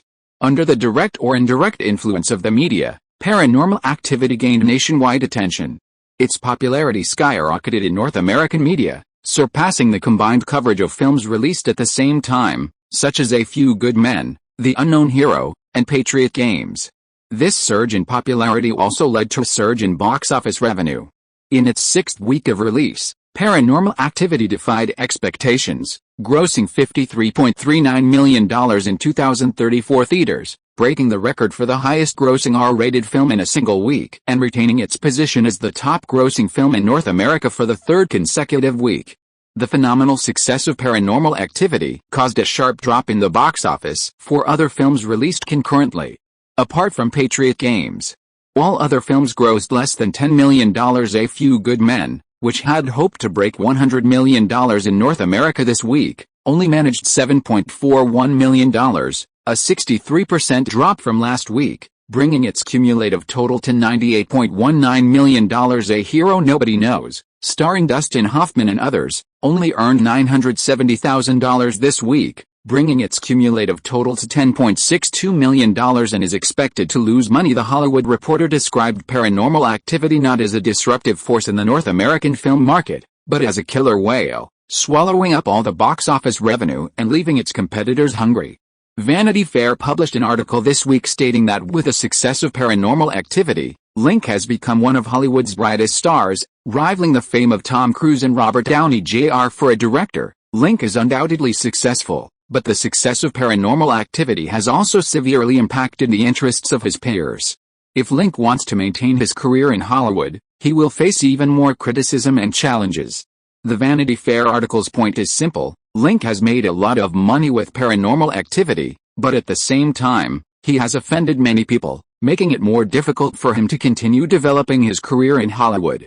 With the sixth week's box office figures released, Paranormal Activity has accumulated $198 million in North America, just one step away from breaking $200 million.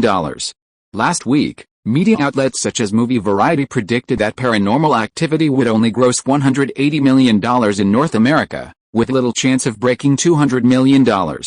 In just 1 week, the media had to change their predictions, forecasting Paranormal Activity to gross around $280 million in North America, and given its current popularity, there is a chance it will break $300 million. $300 million. God, look what I missed. Harvey Weinstein sighed deeply upon seeing the figure in the newspaper. He imagined what would have happened if he hadn't discriminated against Link, a Chinese-American director, at the Sundance Film Festival earlier that year.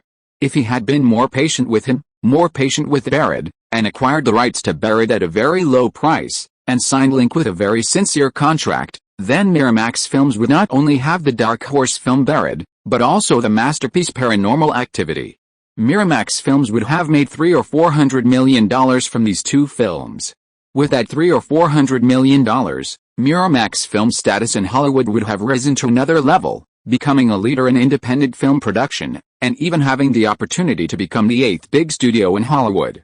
It's a pity that he failed to discover Link's talent and huge potential at the Sundance Film Festival, causing Miramax Films to miss an opportunity to take off.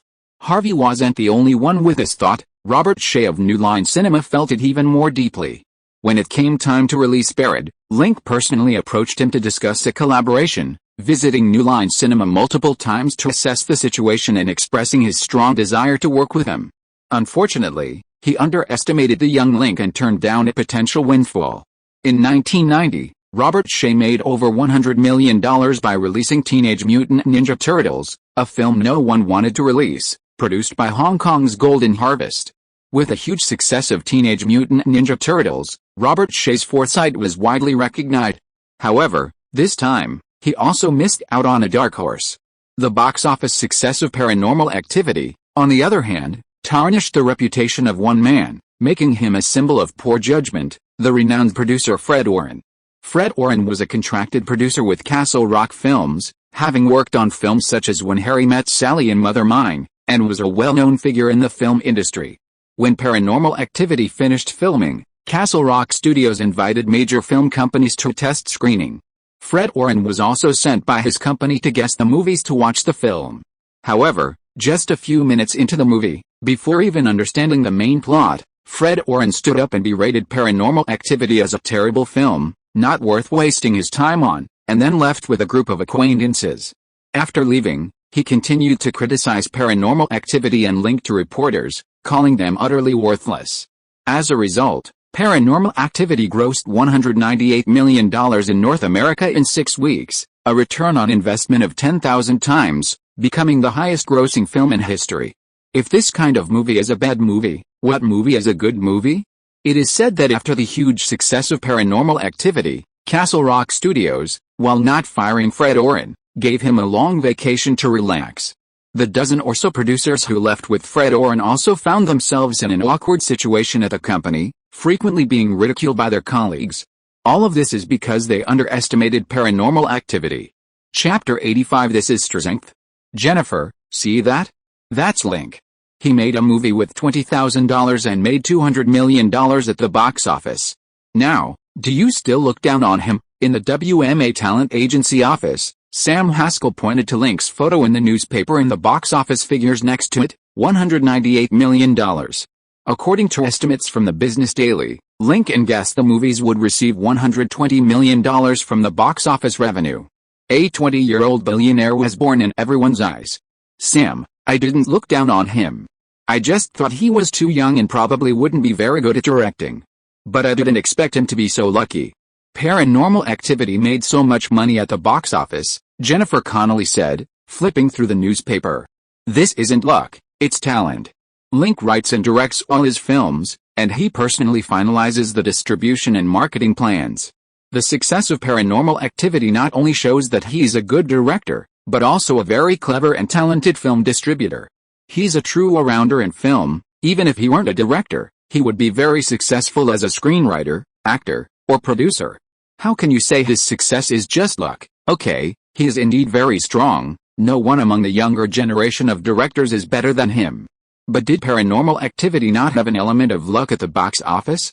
If it weren't for the case that happened in Murrieta, Southern California, a while ago, would Paranormal Activity have achieved such high box office returns? Jennifer Connelly sniffed, refusing to admit that her previous underestimation of Link was a mistake. No, I don't think so. Look at the newspaper reports. A month before the release of Paranormal Activity, guess what? The studio had already started hyping up the ghost incident. That shows they were actively promoting it. Even without the Murrieta murder, they would have found similar cases elsewhere to bundle with the film for marketing purposes, using every means to promote Paranormal Activity. That's creating an opportunity where none exists. The Murrieta case was an opportunity Link actively seized while promoting the film, not just luck, and you can't deny that, Sam Haskell asked. Even if what you say is true, the current popularity of Paranormal Activity is entirely due to Link's talent.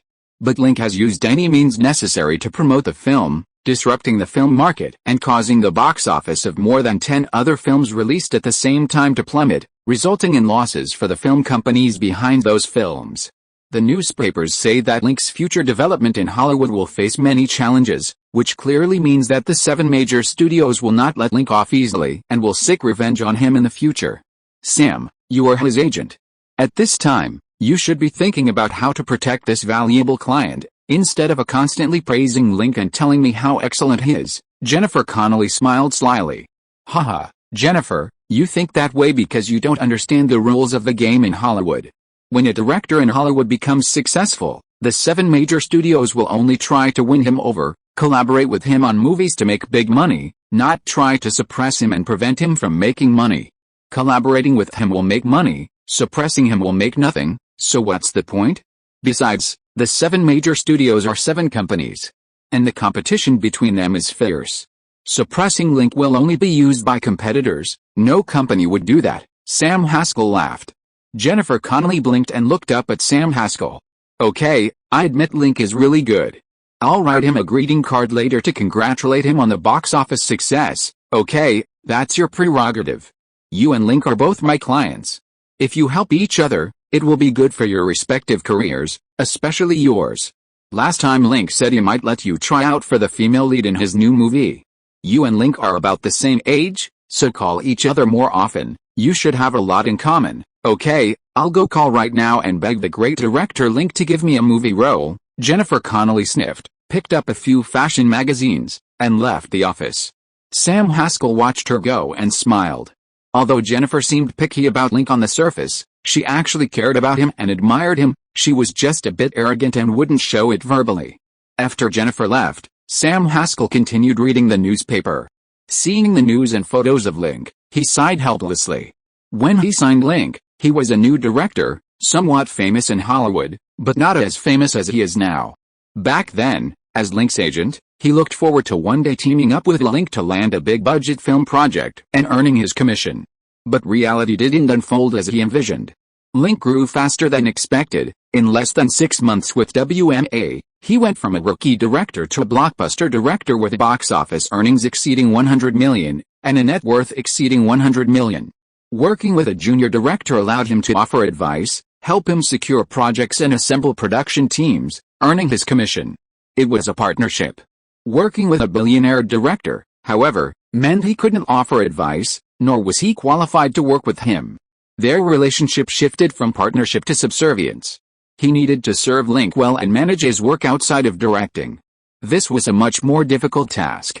However, with a major director among his clients, his status in the company rose sharply. From junior agent to mid-level agent, his salary increased, and he even gained a meeting room in his office. Not bad. Knock, knock, knock. Come in. The person who entered was his colleague, Barbara Corman, a beautiful and capable woman.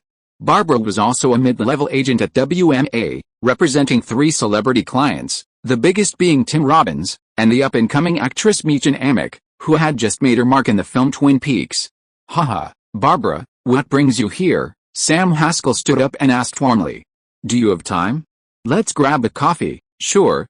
But tell me what's up first. I've heard your coffee isn't so easy to get, HMPH. Tim admires Link and hopes to meet him. Could you introduce us? That? If that's the case, I'm worthy of your coffee, Sam Haskell joked. The woman glared at him, swayed her hips, and left.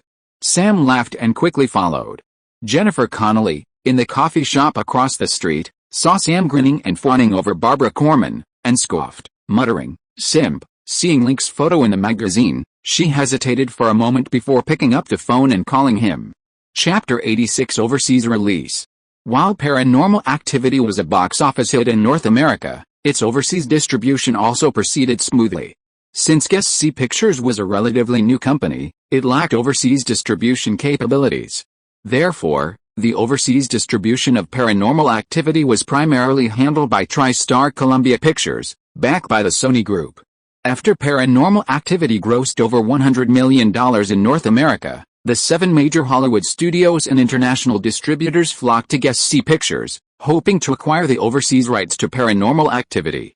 During negotiations, TriStar Columbia Pictures offered the most attractive deal, a base copyright fee of $15 million, 20% of overseas box office revenue, and 18% of video distribution revenue. Columbia Pictures' demands included the rights to a sequel to Paranormal Activity, and they wanted Link to continue directing the sequel. This offer was better and more secure than the prices offered by other overseas distributors, and it would also result in a faster return on investment. After consideration, Link agreed to cooperate with Columbia Pictures. Only the terms of the deal were modified.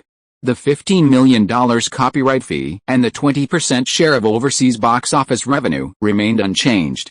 Link sold the video rights to Paranormal Activity to Columbia Pictures for $6 million, and guess what? Columbia didn't take a cut. He then sold the sequel rights to the blockbuster film to Columbia for $8.5 million. Link could write the scripts for both sequels and even serve as a producer, but he wouldn't direct. The advantage of this was a quick return on investment. For a large company like Columbia, video distribution generates tens or hundreds of thousands of dollars annually for decades, a steady stream of income.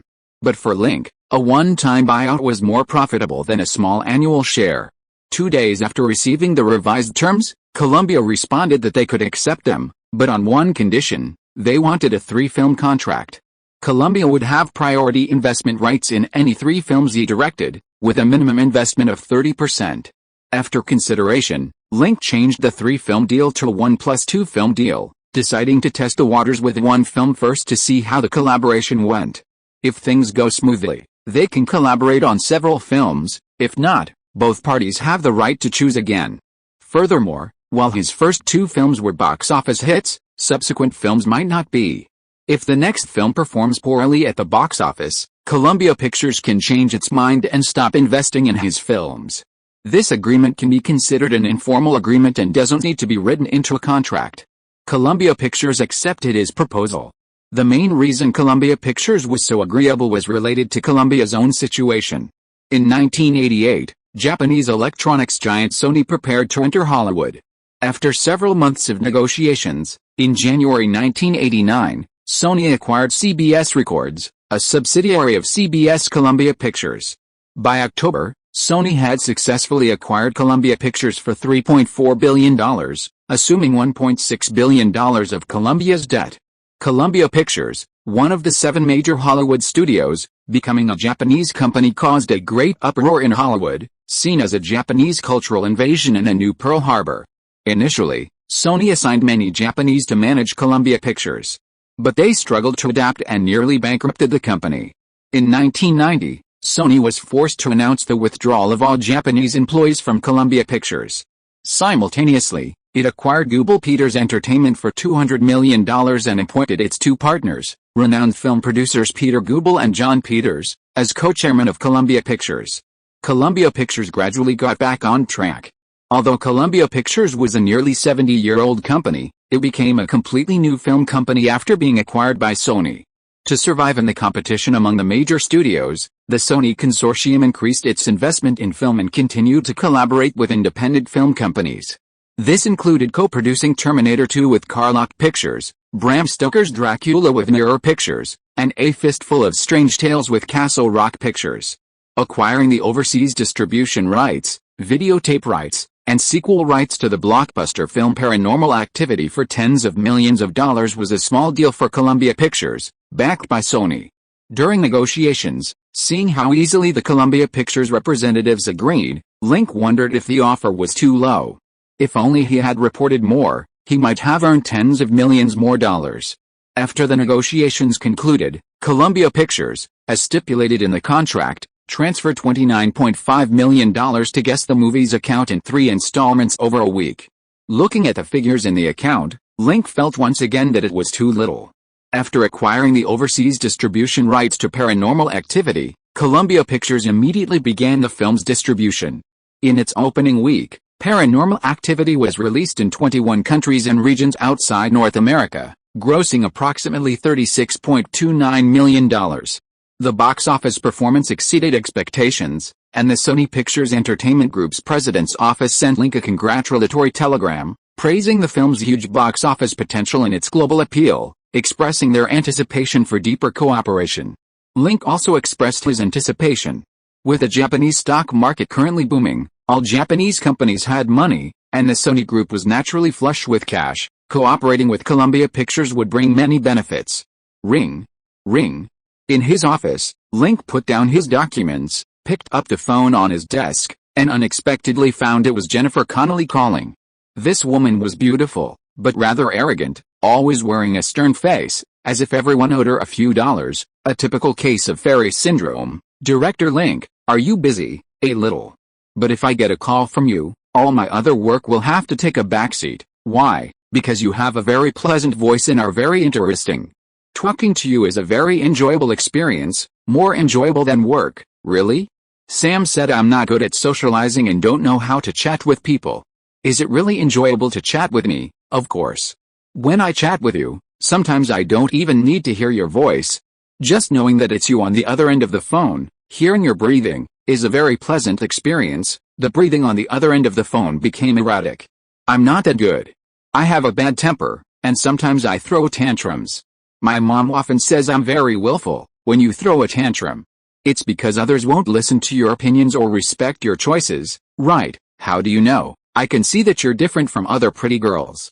You not only have an excellent appearance, but also a strong and independent heart.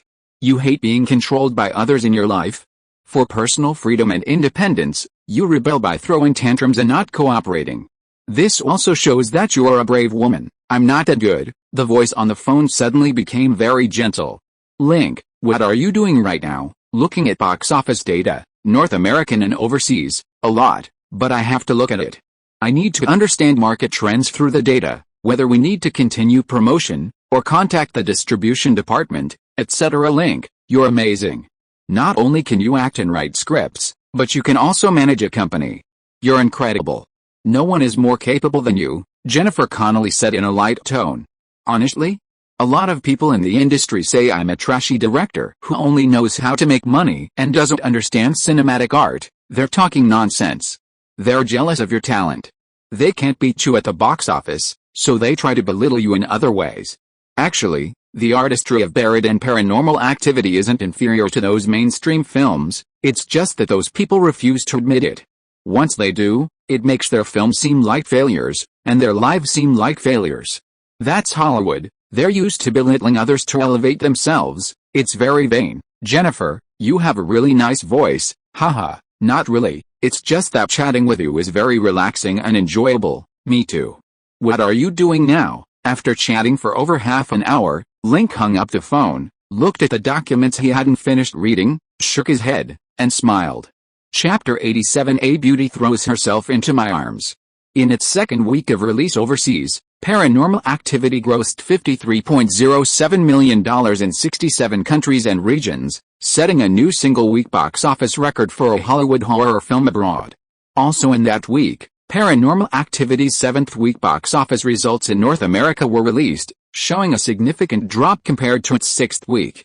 It earned $31.27 million in 1,831 theaters across North America, a decrease of 43%. The main reason for the sharp drop was the end of the summer movie season, the decline in Paranormal Activity's popularity, and the diversion of American public attention to other news, such as the Bush-Clinton election. Furthermore, after reviewing the videotapes submitted by the defense attorney, the Marietta City Court stated that it was just an ordinary home videotape and could not be used as evidence, issuing a warning to the defense attorney. The defendant, Tina Waterston, suffered from severe mental illness and was a victim of domestic violence. After a jury vote, the court acquitted Tina Waterston, but she must undergo rigorous psychiatric and psychological treatment. The Marietta City murder case was closed. Paranormal Activity could no longer be used for promotional purposes, and its popularity further declined. This is also the reason for the drop in box office revenue for Paranormal Activity this week. Despite only grossing $31.27 million this week, it remains the top-grossing film of the week. Its North American box office total reached $231 million, making it the first film to surpass $200 million in 1992. Its global box office reached $320 million. Knock knock knock. Come in, boss. Ms. Renee Zellweger is here. Lee Uzieli pushed open the door, and a woman in a blue sundress walked in. She had blue-gray eyes, blonde hair, and fair skin, with an above-average appearance. While not as stunning as Monica Bellucci or Nicole Kidman, she was 23 years old, young enough, with a rosy face full of collagen, and a fuller, fairer figure than the typically thin Hollywood actresses. The woman was Renee Zellweger, the second female lead in Paranormal Activity, with less than 3 minutes of screen time and 6 or 7 lines, making her relatively insignificant in the film. Renee Zellweger is currently a relatively new actress, but her future looks promising, having starred in several blockbuster films, including films like Jerry Maguire, Cold Mountain, and Bridget Jones's Diary, and winning an Academy Award for Best Actress and a Golden Globe Award for Best Actress. She is a very promising actress. Renee, welcome to Guessing Pictures. What do you think? Link stood up to greet Renee Zellweger. The company seems small, much smaller than the Big 7 studios. But it's even more amazing and incredible that Guessing Pictures films can beat the Big 7 at the box office. Renee Zellweger smiled slightly. The success of Paranormal Activity also owes some credit. Director Link, Paranormal Activity is your work. If you say I contributed, then I won't be polite, Renee Zellweger said with a bright smile. When she smiled, her cheekbones moved upwards, her eyes narrowed slightly, and she radiated happiness. This smile seemed genuine and infectious, unlike the forced, insincere smiles of many in the industry. This is probably related to her birthplace, Texas, the home of cowboys, and she carries the air of a cowgirl. Liu Xiaoli came in, put down 2 glasses of water, then closed the door and left. Rennie, what can I do for you? Director Lin, I'm here for a job interview. I saw that Guessing Pictures is hiring. Do you need actors? I majored in English and minored in drama performance in college. I've acted in stage plays. If I'm fortunate enough to join Guessing Pictures, I will definitely work hard and create greater value for the company. Renee Zellweger placed her hands on her knees, straightened her back, and looked at him. She still had a smile on her face as she spoke, but her tone revealed a hint of nervousness. Link chuckled. Renee, you're a very promising actress. If it were the agency, I'd be happy to sign you. But guess what? The film company's main business right now is producing and distributing movies. They don't handle talent management. I can apply for other positions, assistant director, assistant screenwriter. I've worked on stage plays and directing in school, and I'm confident I can do it well. You studied directing, yes. Although I'm not an expert, I'm confident I can learn it quickly. Renee Zellweger's expression was slightly excited, showing how much she cared about the job. Link couldn't help but admire her college education. She was quick-witted. In Hollywood, acting is undoubtedly the most competitive profession. Compared to directing and producing, acting has the lowest barrier to entry. Even those without good looks or height can become actors in Hollywood if they work hard enough. However, the low barrier also leads to a huge number of actors. Currently, there are about 230,000 registered professional actors in Hollywood, while only about 250 films are produced and released each year, requiring around 3,000 lead and supporting actors.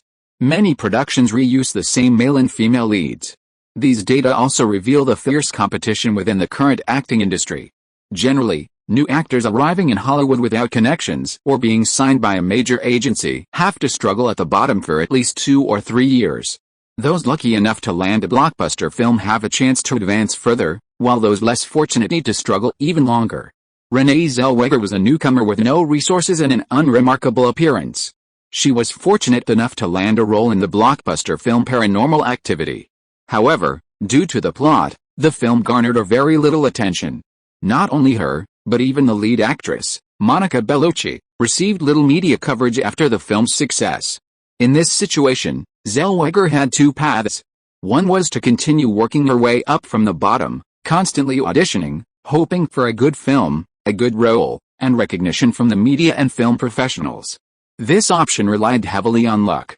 The other was to leverage her acquaintance with Paranormal Activity director Link, trying to deepen their relationship. Link was not only a blockbuster film director, producer, and film company owner, but also a newly minted billionaire. There are only about 700 billionaires in the United States right now. The opportunity to meet a billionaire and have a chat with him in his office is incredibly rare. Renee Zellweger really wanted to seize this opportunity. Hearing Renee Zellweger's words, Link quietly observed her. A recent college graduate, blonde, with a decent appearance and figure. Perhaps she was worth a try. Director Link, if I have the honor of working for you, I'm willing to give everything. Under his gaze, Renee Zellweger's face flushed, and her voice trembled with excitement. Give everything? Link smiled and shook his head, getting up to walk to his desk. He rummaged through the cabinet containing documents and pulled out a script.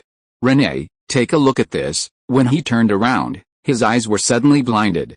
He didn't know if it was the dazzling sunlight from the French windows or Renee Zellweger's overly fair skin. He only saw the blue dress lying on the floor, the long, golden hair draped over her chest, and Renee Zellweger's cheeks, redder than an apple. You have a great figure, which suits my requirements perfectly. But please put your clothes on first. It's easy to get distracted when discussing work without clothes on. Link took the script and sat back down on the sofa. Renee Zellweger, head down and face flushed, put on her dress. This is a script I rewrote after watching The Blair Witch Project in Illinois. The filming style is similar to Paranormal Activity, a documentary-style film shot with a handheld camera. You can take a look. Link. Is this your third film? After the earlier awkwardness, Renee Zellweger was more relaxed around him. While reading the script, she deliberately sat next to him, leaning in so that he could smell her perfume and feel the warmth emanating from her body. Yes and no. I will be the producer, screenwriter, and editor of this film, but I won't be the director. This is a documentary-style film that focuses more on realism than Paranormal Activity, so it's not suitable for me to direct. The director of this film is the female lead in the movie.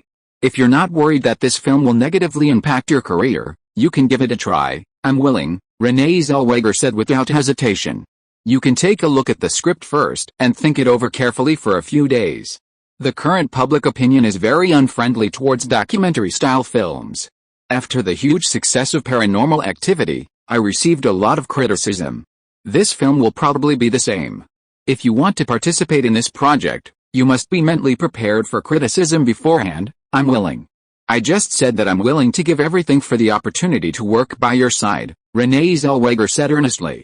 Okay. Take a look at this script first, and keep it confidential. The company is preparing for this project, and if everything goes smoothly, filming will probably begin next month. Okay, Link. Thank you. Renee Zellweger hugged his arm and happily kissed him.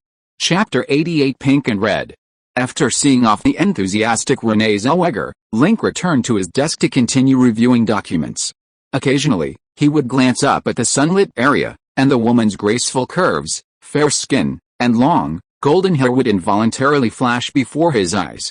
Women of this age certainly have their own unique beauty. Knock knock knock. Boss, you wanted to see me. Daniel DeVito entered the office, dressed in a sharp suit with a plaid shirt underneath, wearing black glasses, and sporting a larger-than-average head and a slightly broad bald patch. Sit. Link gestured to the chair opposite him, picking up the script for the Blair Witch Project and placing it in front of him. Boss, is this your new script? Yes, take a look, boss. You're making 3 movies a year, isn't that too fast? Daniel DeVito adjusted his glasses. I won't be directing this movie. You should read the script first, okay? Daniel DeVito shifted his chair and leaned over the desk to read the script. The Blair Witch Project tells the story of Anna, a student at the University of California's film school, who, after reading a newspaper report about the Blair Witch Project in Illinois, invites her classmates Mike and George to Illinois to film a documentary about the Blair Witch Project. The 3 drive to Illinois and interview local residents in Wilton, a small town in Lockheed Allenland, asking about the Blair Witch Project. The townspeople tell them about the Blair Witch Project's deeds, warning them that witches are dangerous and it's best not to venture into the forest. The 3 don't believe in witches and venture into the forest, where they encounter a series of bizarre events. Ultimately, all 3 perish. A year later, a passerby finds their camera and the videotapes recording their encounters in the forest. These videotapes are the source of the Blair Witch Project, so it's a true documentary. After reading the script, Daniel DeVito frowned, a complex expression on his face, hesitant to speak. Is there a problem? Link asked, putting down his pen. This script, Daniel DeVito opened his mouth, wanting to ask Link if the plot was too simple. The entire story revolved around finding the Blair Witch Project, lacking highlights and failing to match the horror atmosphere of Paranormal Activity. Would anyone actually watch this kind of movie? But before asking the question, a sudden sense of familiarity washed over him. Before filming Paranormal Activity, he too had seriously doubted whether anyone would watch it, whether it would bankrupt the company. But after its release, Paranormal Activity was a massive box office success. A film with a production cost of only $20,000 grossed $230 million in North America, powerfully suppressing blockbusters like Batman Returns and A Fistful of Strangers, becoming the top-grossing film in North America for the first 3 quarters. This box office figure still left him stunned, unable to believe it was real. The huge success of Paranormal Activity also made him question his own judgment, and he dared not question Link's decision to his face again, lest he be proven wrong once more. What's wrong with the script? The script, it's great. Link, what did you mean by not directing it yourself? You saw it too. The plot of this script is based on real events. It's a documentary, more real than Paranormal Activity. At least for the film's release. It has to be promoted like this to attract audiences to the theaters, False advertising? We've played that trick once before, and audiences might not fall for it. How can this be called falling for it? It's a strategy. During filming, we don't need to use the guess the movie's name. Distribution can be handled by other film companies, like Columbia Pictures, New Line Cinema, Miramax. I believe they won't miss the Blair Witch Project after missing Buried and Paranormal Activity, but will anyone actually watch this kind of movie? Daniel DeViro couldn't help but ask the question he couldn't swallow. Of course. But it doesn't matter if they don't. This film's budget is about $20,000, so it won't lose much money. Another $20,000 budget. Daniel DeVito gasped bare $20,000, a huge hit. Paranormal Activity grossed $20,000 and was a huge hit. The Blair Witch Project also grossed $20,000? Now, the mere mention of $20,000 made him tremble. Link had taken low-budget films to the extreme, to the point of obsession. Every film's budget had to be under $20,000, and he seemed uncomfortable reporting anything higher. $20,000 is about right. We can add more if needed. The total investment won't exceed $100,000. The original The Blair Witch Project was filmed in 1998, when inflation was higher, and it cost $60,000. Now, $20,000 to $30,000 is about right. Okay, I agree with you. When will this film be shot, and what do we in the production department need to do? Daniel DeViro put aside his doubts about the script and began to seriously consider making the film. First, your production department needs someone to act as the director, preferably someone with directing experience. No problem, 3 people in the production department have directing experience. This film is a new type of horror film, so the director should ideally be younger. Ed Myrick is 28 this year, he's suitable, okay. Second, the female lead, Anna, has been cast. Now, find 2 male actors based on the appearances of the missing persons in the newspapers. Link took out a copy of the Herald Tribune, flipping to the investigation report related to the Blair Witch Project, which contained photos of more than 10 missing persons. Some of these were actual missing persons. Others were photos randomly selected a few weeks ago to create atmosphere during the promotion of the paranormal events. The faces in the photos were blurry and dark, but could be quite frightening upon closer inspection. This was also part of his pre-release publicity for the Blair Witch Project. Selecting 2 male actors who resembled each other from the photos would facilitate promotion when the film was released. As for Renee Zellweger not looking like her, that's fine. During filming, they can dye her hair and adjust her makeup slightly. You won't recognize her as a minor character in Paranormal Activity unless you look closely. Even if you do recognize her, it's okay. The second female lead in Paranormal Activity is also a college student, with the same background, and it's also a thriller. No problem. The script has 12 small-town residents, including 3 relatively important extras. When casting, try to find actors with distinctive appearances. Okay, I'll arrange it right away. Daniel DeVito left with the script. If you are listening to this novel on a channel other than Fanfic World, it means it was downloaded and re-uploaded without effort. We warmly invite you to visit our channel, Fanfic World. There you will find the original version of this story and many other novels of various genres. We look forward to seeing you dive into a world of incredible novels. Chapter 89: 3 Women Watching a Movie. Link had 3 reasons for choosing to invest in the film The Blair Witch Project. First, filming The Blair Witch Project at this time was opportune. The original plot of The Blair Witch Project was set in 1994, where the characters, lacking mobile phones, would get lost in the forest. Filming this year aligned well with the timeline and background. Second, during the promotion of Paranormal Activity, he leveraged the media to hype the Blair Witch Project incident, giving many people a preliminary impression of the event after reading the newspapers. This would be easier for promotion. The third, and most important, reason was that after the system update, he wasn't familiar with how the new system evaluated a film, how it calculated multiple projects, and what changes there were in box office subsidies. Before investing in Final Destination, he needed to experiment with a small film project. Based on the specific circumstances, he could determine whether continuing with Final Destination would be more profitable, or whether other film projects offered higher subsidies. Avoiding wasted effort. Knock knock knock. Come in. Michael Leeson pushed open the door and walked in. Boss, you called for me. Mike, I need you to contact World News Weekly. I'm planning to team up with them to hype up the Blair Witch Project, and hopefully make it a reality. Link placed a copy of World News Weekly on the table.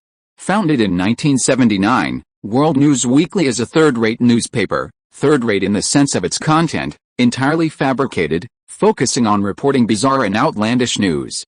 In other words, it fabricates stories.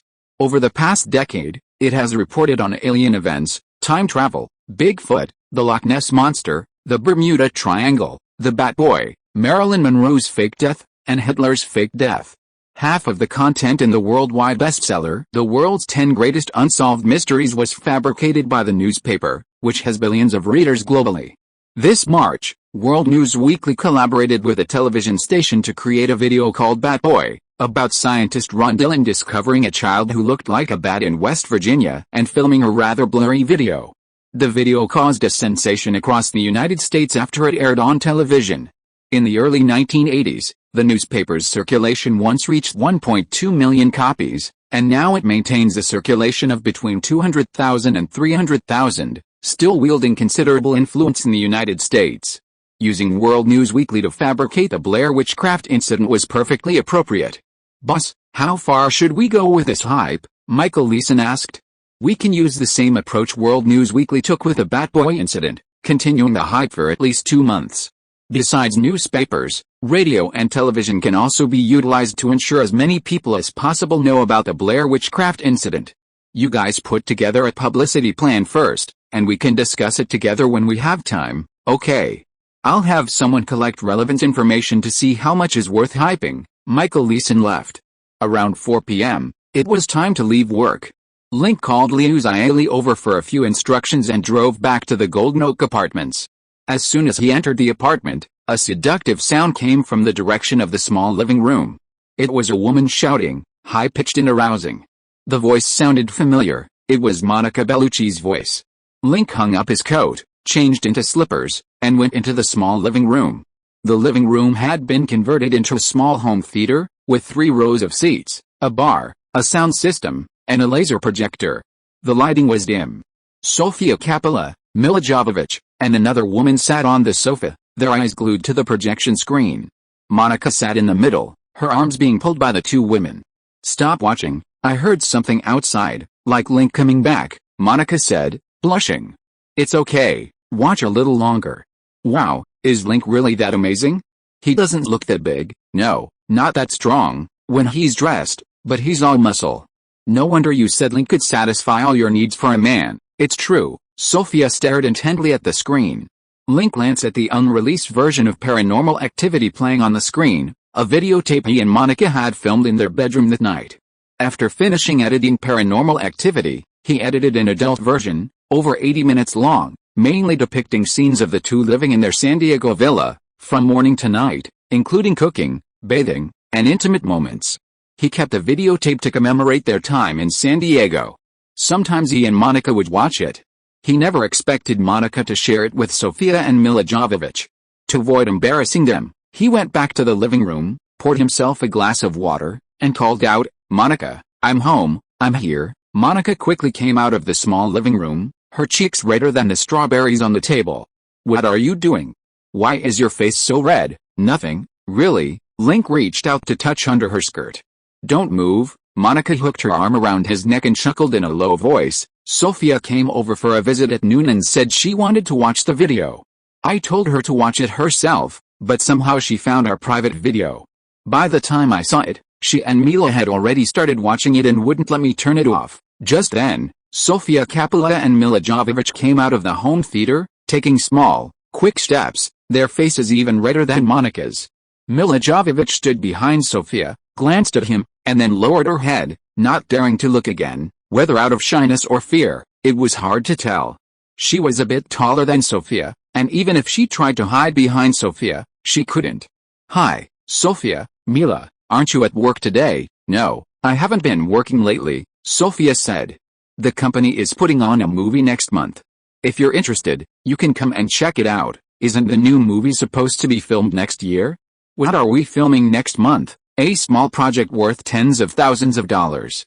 I'm in charge of investment and production." "Okay, I'll come to your company tomorrow, we can talk there." Sofia pulled Milla Jovovich away hastily. "Tisk." Monica chuckled softly as she closed the door. "What are you laughing at?" Link asked, cleaning the table. Don't you think Sophie likes you? Monica came over to help. Really?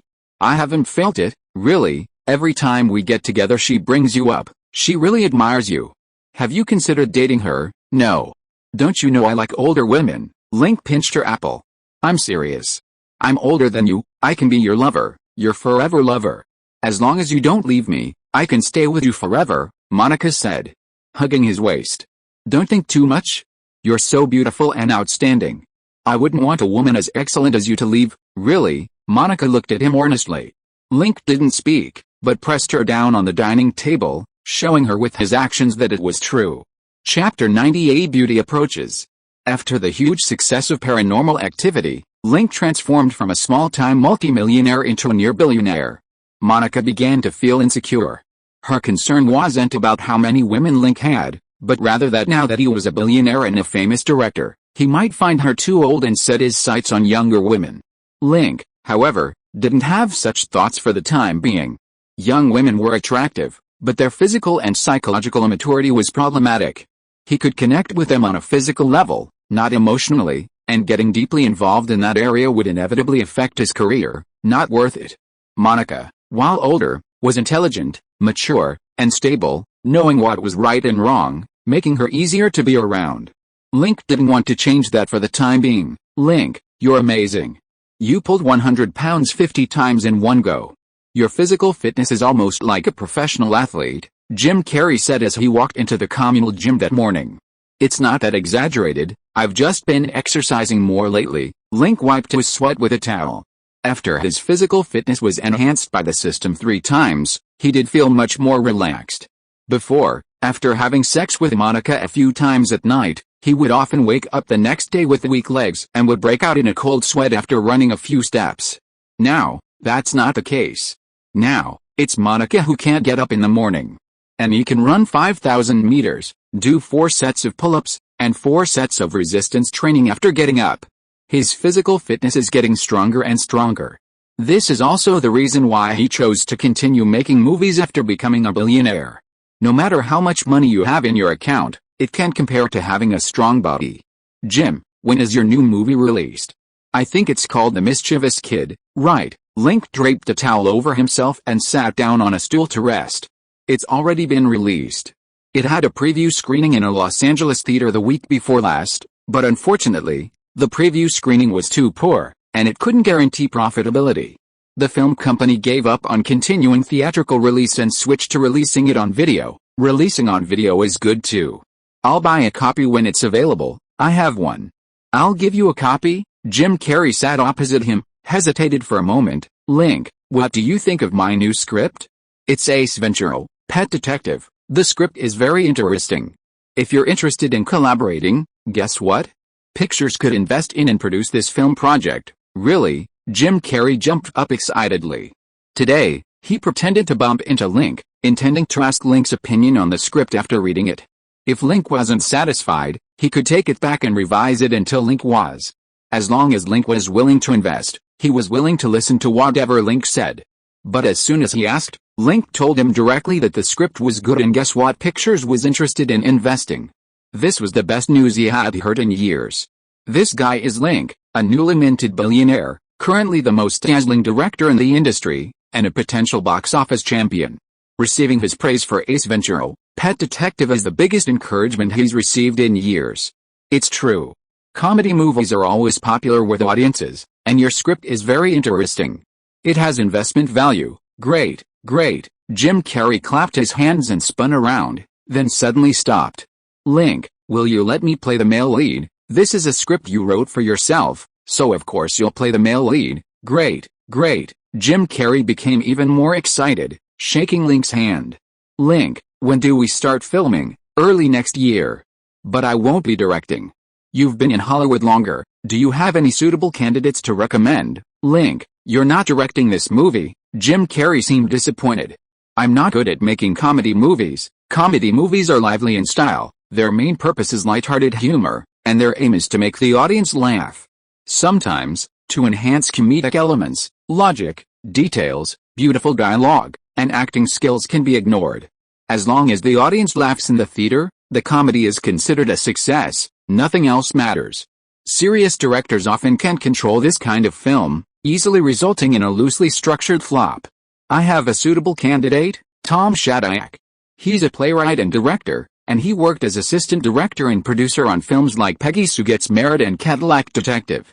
He gave me a lot of guidance when I was writing Ace Ventura, Pet Detective, but I'm not sure if he's suitable, Jim Carrey said hesitantly. Link didn't know who Tom Shadyac was, but he didn't immediately refuse. He planned to call Tom Shadyac over to talk to him about his directing abilities. After the conversation, he could get a general idea of his capabilities. Sure. You can bring him to Guessing Pictures when you have time, and I can talk to him. Great. I'll contact him in a bit, Jim Carrey said excitedly. After Jim Carrey left, Link continued training. As he did squats with a barbell, a tall, blonde woman, Brooke Shields, came up onto the waist trainer directly in front of him. The woman wore black leggings, a light green sports vest, and had her long blonde ponytail tied with a yellow headband. She had a great figure, long legs, and wore tight-fitting clothes that accentuated her curves. During chest expansion exercises, her bust became even more prominent, sometimes revealing a glimpse of her fair waist. In terms of proportions and curves, her figure was better than Monica's. Influenced by this woman, Link, who could normally do 30 consecutive weighted squats, only managed 26 before his thighs began to tremble. After he put down the barbell, Brooke Shields strode over. "Good morning, Link," Brooke Shields greeted him with a smile. "Good morning, Brooke." "Link, you look really strong, like a weightlifter, very muscular," Brooke Shields said, sizing him up. "I used to be a loader, now I'm a director carrying a camera. It's all about physical strength, you can't get by without it," Link shrugged and laughed. "Haha, that's funny. Your experiences as directors are interesting too. You've been a loader, and director Cameron was a truck driver, and you both succeeded. That's amazing, really?" "Good morning, Director Cameron," Link waved towards Brooke Shields' back. "Are you kidding me?" Brooke Shields blinked suspiciously. "Good morning, Director Link, congratulations on your new movie's huge success," James Cameron's gruff voice came from behind. Not only Director Cameron, but also his live-in girlfriend, Linda Hamilton, was there. Linda Hamilton was quite pregnant, looking about 5 or 6 months along. Linda Hamilton also greeted Link and Brooke Shields. Link politely responded to them, chatted for a few minutes about the new movie, and then James Cameron pulled Linda Hamilton away. "Oh no, do you think Director Cameron heard me say he's a truck driver?" Brooke Shields asked, slightly embarrassed. "It's okay, Director Cameron used to be a truck driver, so saying he's a truck driver isn't a swear word." "Okay, I believe you." Brooke Shields smiled slightly and started exercising next to him, showing him her sexy waist, hips, and long legs, making it impossible for him to concentrate on his workout. Chapter 91 Oscar-winning actress. After finishing his workout, Link took the public elevator upstairs. As he entered, he saw a woman in a gray women's suit standing inside. Her hair wasn't too short, a short bob with a parted fringe, the side hair reaching about the corners of her lips. The woman had fair skin, delicate features, and exuded a sharp, intellectual beauty. She also looked somewhat familiar. She resembled Jodie Foster. He remembered that real estate agent Ellen Herbert had mentioned Jodie Foster also lived here. This woman was probably indeed Jodie Foster. Jodie Foster was a top Hollywood movie star, best known for films such as Taxi Driver, The Silence of the Lambs, and The Robbery of Awful. She won the Academy Award for Best Actress in 1989 and 1992 for The Robbery of Awful and The Silence of the Lambs respectively, and is currently the youngest double Oscar winner. 2 news stories related to this woman are particularly famous. The first is the assassination attempt on President Reagan in March 1981.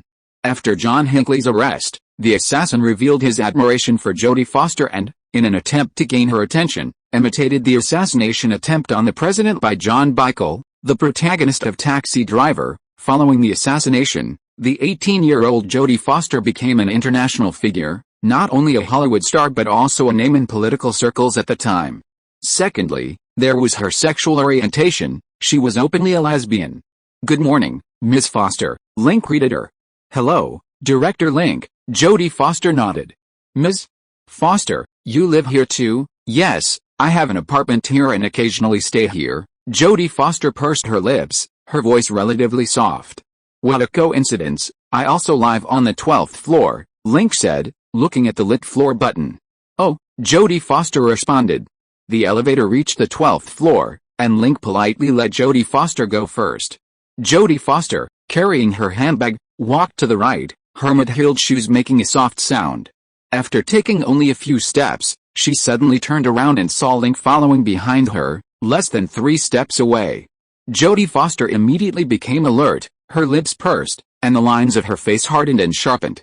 There were only 2 apartments on this floor, one on the left and one on the right. If Link really lived on the 12th floor, the 2 of them couldn't possibly be walking in the same direction. So why was he following her? "Ms. Foster, would you like to come in for a cup of tea?" Link ignored her wary gaze and walked to the apartment door, opening it.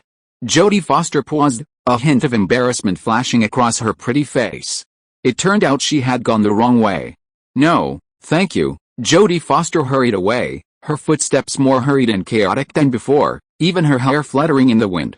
Link smiled and closed the door. Paranormal Activity, in its 3rd week of release overseas, grossed $54.53 million in 87 countries and regions, breaking the world record for the highest-grossing horror film in a single week.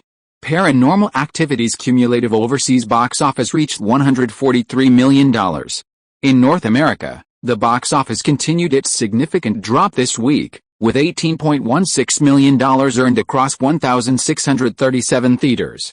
The cumulative North American box office is $250 million. It remains the highest-grossing film of the year so far, with Batman Returns in second place at $167 million. More than $10 million less than media predictions. A Few Good Men currently has $112 million, with its box office growth more than $30 million less than expected. Other films released during the same period, such as A Hero Nobody Knows, Patriot Games, Two-Faced Girl, and Buffy the Vampire Slayer, all saw their North American box office figures fall short of initial predictions. Media analysis suggests that Paranormal Activity is the culprit.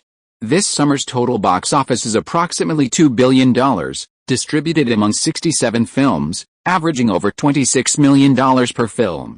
Paranormal Activity, however, devoured over $200 million, essentially stealing food from everyone else's plate. This has led to a new level of criticism from filmmakers towards Link.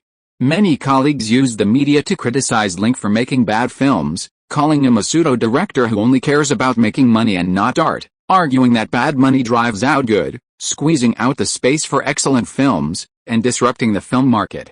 Link didn't care about this. His current goal in making films was to make money and accumulate capital, and he wasn't considering anything else for the time being. 9 weeks after its release, the 3rd batch of box office revenue for Paranormal Activity arrived. The 3 batches totaled $174 million, slightly more than media predictions. Unlike Paranormal Activity was solely produced and distributed by Guess C Pictures, with the company also covering the costs of theaters during its preview screenings. During its preview screenings, with an average daily per-theater revenue of $58,000, it surpassed the highest-grossing film in previews in the past 5 years, Dances with Wolves. With this data, Link had more confidence when negotiating box office revenue sharing with major theater chains. In Hollywood, box office revenue sharing percentages are not fixed. The Big 7 studios receive more than independent film companies. The Big 7 studios mainly produce commercial films with large-scale promotion, high hype, and generally better box office performance. Releasing such films is highly profitable for theaters, generating revenue not only from box office receipts but also from merchandise sales such as beverages, food, and movie souvenirs. Theaters also typically offer significant concessions when negotiating box office revenue sharing. For example, Disney's animated film Beauty and the Beast, released last year, achieved a 92% box office revenue share in its first 4 weeks. The production and distribution companies took 92%, while theaters received only 8%. However, as the film's run progressed, attendance decreased, box office and merchandise revenue declined, and theaters' costs increased, leading to an increase in their share. From the 5th to the 8th week, the revenue share became 6-4, with theaters taking 40%. After the 8th week, the distributor's share gradually decreased, while the theater's share gradually increased until the film's run ended. This tiered revenue-sharing model is the most popular in Hollywood. Independent film companies, on the other hand, are relatively weaker in negotiations with theaters and receive smaller share of the box office revenue. When Paranormal Activity was released, the revenue-sharing model between Gas Play Pictures and theaters was 75 hours, and 25 minutes for the first 6 weeks and 50 hours, and 50 minutes for the following 4 weeks. As attendance declined, Gas Play Pictures' share of the box office revenue gradually decreased. This revenue-sharing ratio in the first 6 weeks was only possible because of Paranormal Activity's strong preview screenings and good box office performance in the first 10 days. Otherwise, a 70-30 or 60-40 split would have been more likely. After earning $174 million, Link, along with lawyer Sundance, flew to New York and established a company called Gold Flash Investments, or Gold Flash Capital for short, on Wall Street.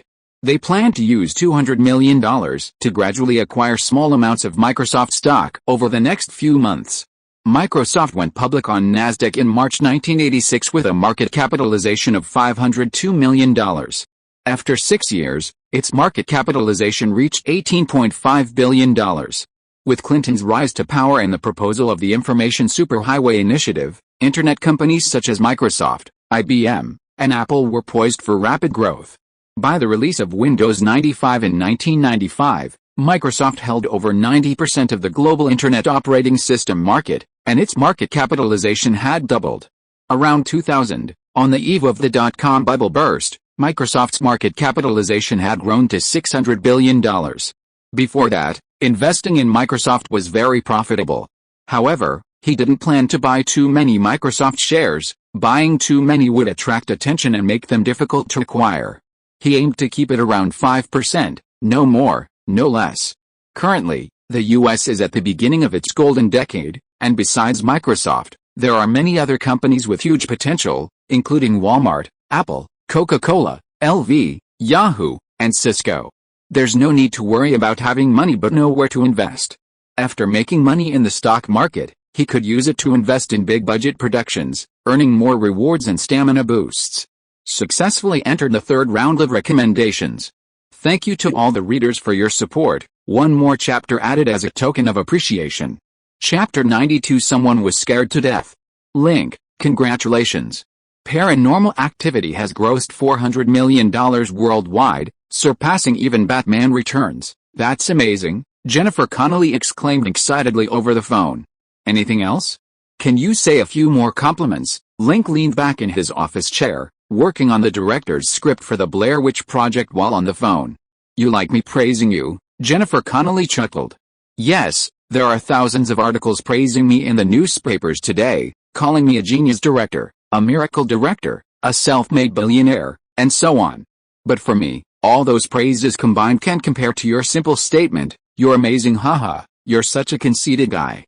Okay, how about I praise you for being smart and talented? You can write scripts, direct, act, and do photography. You're a very versatile guy.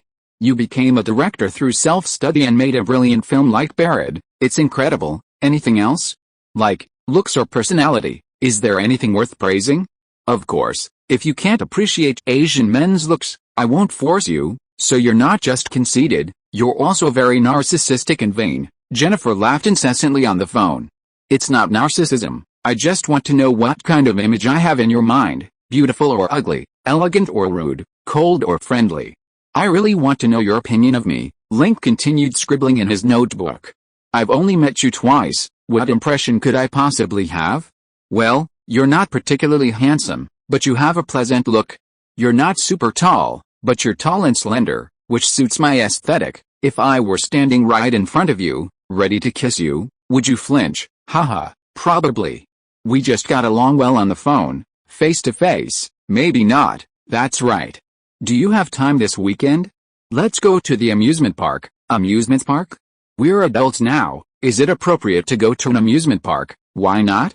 When I was little, I wanted to go to an amusement park, but I didn't have the money or the time.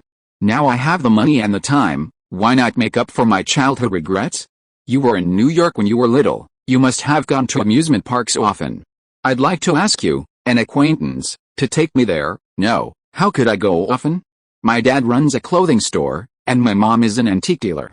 They're very busy and never have time to take me to amusement parks. When I was 10, I started shooting commercials and movies, and I also had to go to school. I'm very busy. I've hardly ever been to an amusement park. I've never even ridden a roller coaster. It's settled then. We'll go to the amusement park this weekend to make up for it. Okay." After hanging up, Link called Liu Xiaoli and asked her to book 2 full-price tickets to Magic Mountain Amusement Park. Magic Mountain is located in Valencia, north of Los Angeles, and is famous for its thrilling roller coasters, with many rides suitable for children. Link had taken Liu Xiaoli and Liu Qianqian there a few times before and was quite familiar with the place. Knock knock knock. Daniel DeViro pushed open the office door, holding a stack of documents. "Boss, after 2 rounds of screening, we've selected 6 suitable actors from over 200 people. Would you like to take a look?" "Sure." Link had originally planned not to look, but then he remembered that selecting actors would increase participation. So taking a look wouldn't hurt. Among the documents Daniel DeViro handed over were photos of more than 10 missing persons, which were compared with the photos of the shortlisted actors. The top 2 were actually acquaintances, Matt Damon and Ben Affleck. "I know these 2. Why are they auditioning too?" "I remember one of the audition requirements was that those without acting experience would be given priority. These 2 have acted in movies before, boss. Do you have any conflicts with them?" "No, we're friends." "Okay, we chose them because they performed well in the audition and cooperated well." Matt Damon acted 5 or 6 years ago, but not on the last 2 years. They're unfamiliar faces on screen. Ben Affleck hasn't been on the big screen yet. Secondly, they look a lot like Mike and Anthony from the Missing Persons movies, even more so with makeup. Link looked at the photos in the newspaper. They did look 3 or 4 parts alike. In fact, in his eyes, apart from those familiar male stars, the appearances of others weren't that different. "Alright, then call them and have them try out." Link handed the information to Daniel.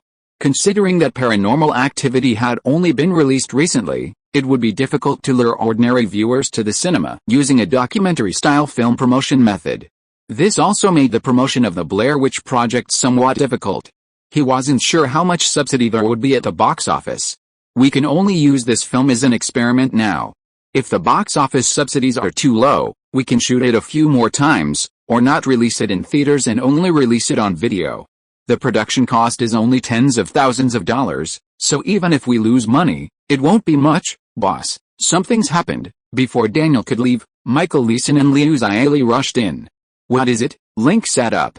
The day before yesterday, at the midnight screening, a dentist in Fowler County, New York, suffered a heart attack and died while watching Paranormal Activity. Yesterday, the New York Daily News reported the news, and this morning CNN broadcast the news on its morning news. Newspapers like USA Today have also reprinted it, and now many people know about it, Michael Leeson said. Link pulled out USA Today, and in the social section, there was a news report about this incident.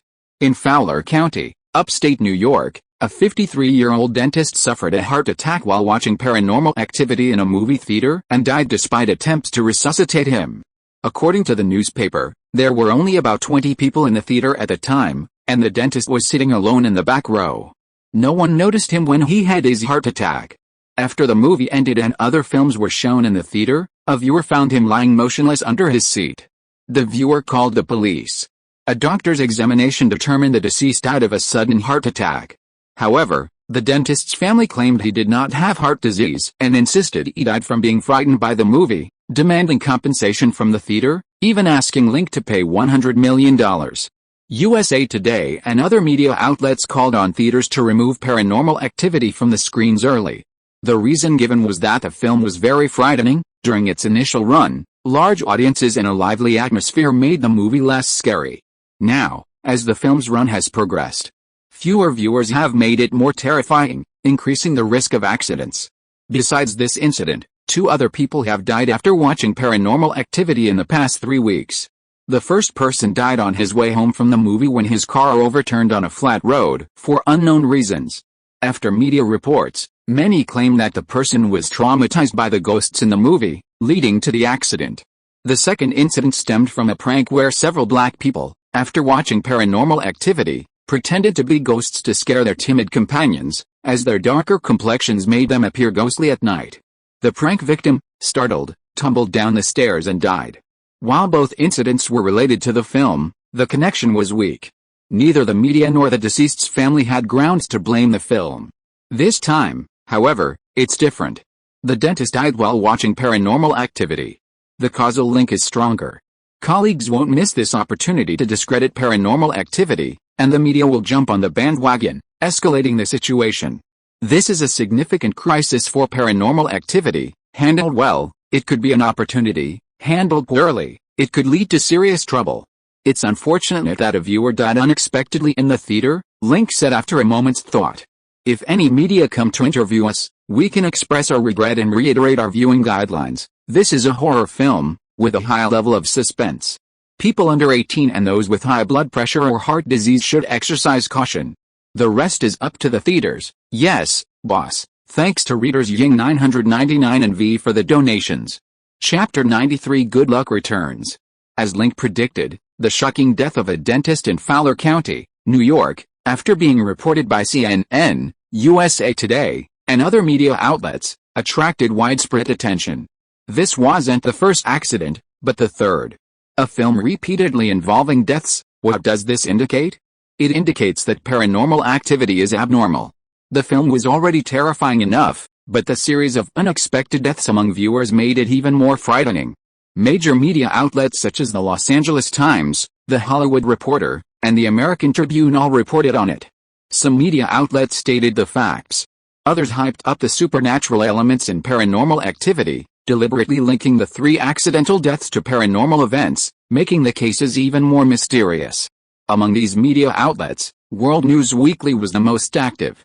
To join the hype, the newspaper published a special issue in advance, claiming with absolute certainty that the evil spirits in Paranormal Activity were real. The 3 deaths were also related to the ghosts in the film. However, the number of people killed by the ghosts in Paranormal Activity was not just 3, but 28. The World News Weekly detailed the identities, times of death, and causes of death of the 28 victims. A common thread was that all 28 had watched Paranormal Activity before their deaths. The newspaper also interviewed 3 PhDs in paranormal research, who explained the origins of ghosts, highlighted classic ghost murders from recent years, and compared them to the Paranormal Activity cases. Through the PhDs, the newspaper claimed that the ghosts in Paranormal Activity are real and highly contagious. Viewers of the film were highly likely to be targeted by the ghosts, even followed to their homes. The PhDs also explained that ghosts are born and grow by absorbing negative emotions. To combat ghosts and avoid harm, it's best to maintain a positive mood and engage in enjoyable activities for a period of time. It's crucial to avoid being troubled by negative emotions, as this allows ghosts to easily infiltrate, putting everyone at risk. The last page of the World News Weekly featured a follow-up reading. This article discusses the numerous deaths associated with the world's banned song, Gloomy Sunday, composed in 1933. The song's lyrics primarily describe the composer's profound grief after losing his lover, leading him to contemplate suicide. Both the lyrics and melody are deeply sorrowful. In the decade following its release, over 130 people committed suicide after listening to the song. In 1936, Time magazine published the news, causing a global sensation. Subsequently, many countries banned the release of Gloomy Sunday, making it a world's banned song. The World News Weekly brought up this incident to demonstrate that Paranormal Activity, like Gloomy Sunday, could also cause accidents and should be banned globally. After its special edition was published, it sold 350,000 copies across North America within 3 days. This event also caused a huge uproar and controversy in the United States, becoming known as the Paranormal Activity murder case. Many people protested to the National Association of Theater Owners and the U.S. government, demanding a ban on the continued screening of Paranormal Activity, in 8 relatively conservative states, including Connecticut, Maine, Massachusetts, and New Hampshire. Over 100,000 people launched a petition demanding a ban on the screening of Paranormal Activity in local theaters. Representatives from several cities also voiced their support for the public's choice and suggested removing Paranormal Activity from theaters early. So far, removing the film from theaters has had little impact on Link, but the biggest impact has been on theater chains. Theaters don't want to miss this lucrative opportunity, but they also cannot ignore the public's reaction.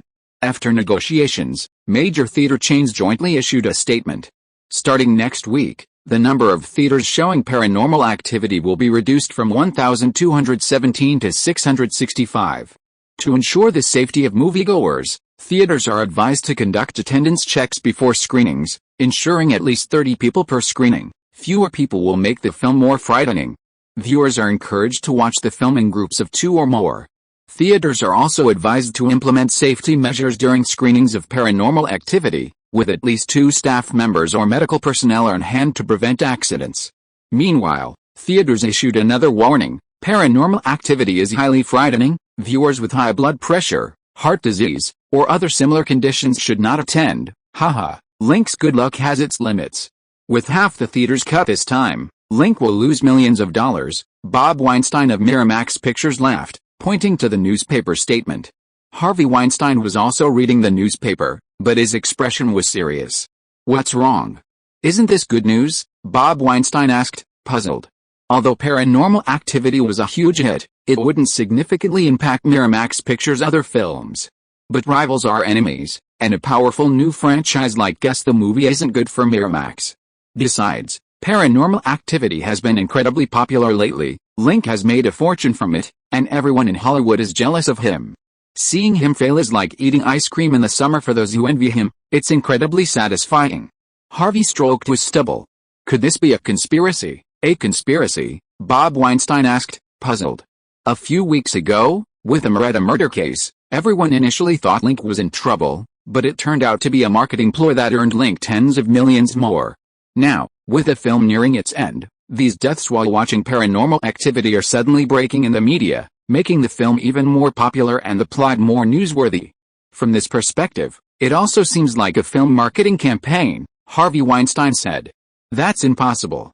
Link isn't crazy. Would he kill a few people just to promote a movie? Link is a very shrewd person. We can't underestimate him until the results are in, Harvey Weinstein said, squinting.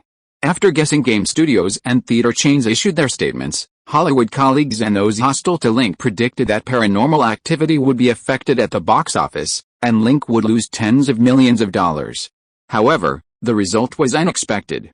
After the restricted release of Paranormal Activity, many viewers who hadn't seen the film couldn't resist their curiosity and went to the theaters to watch it. Many viewers who saw the film deliberately chose less crowded screenings in search of a thrill, and some even started a chicken to the fear game to see who had the most courage.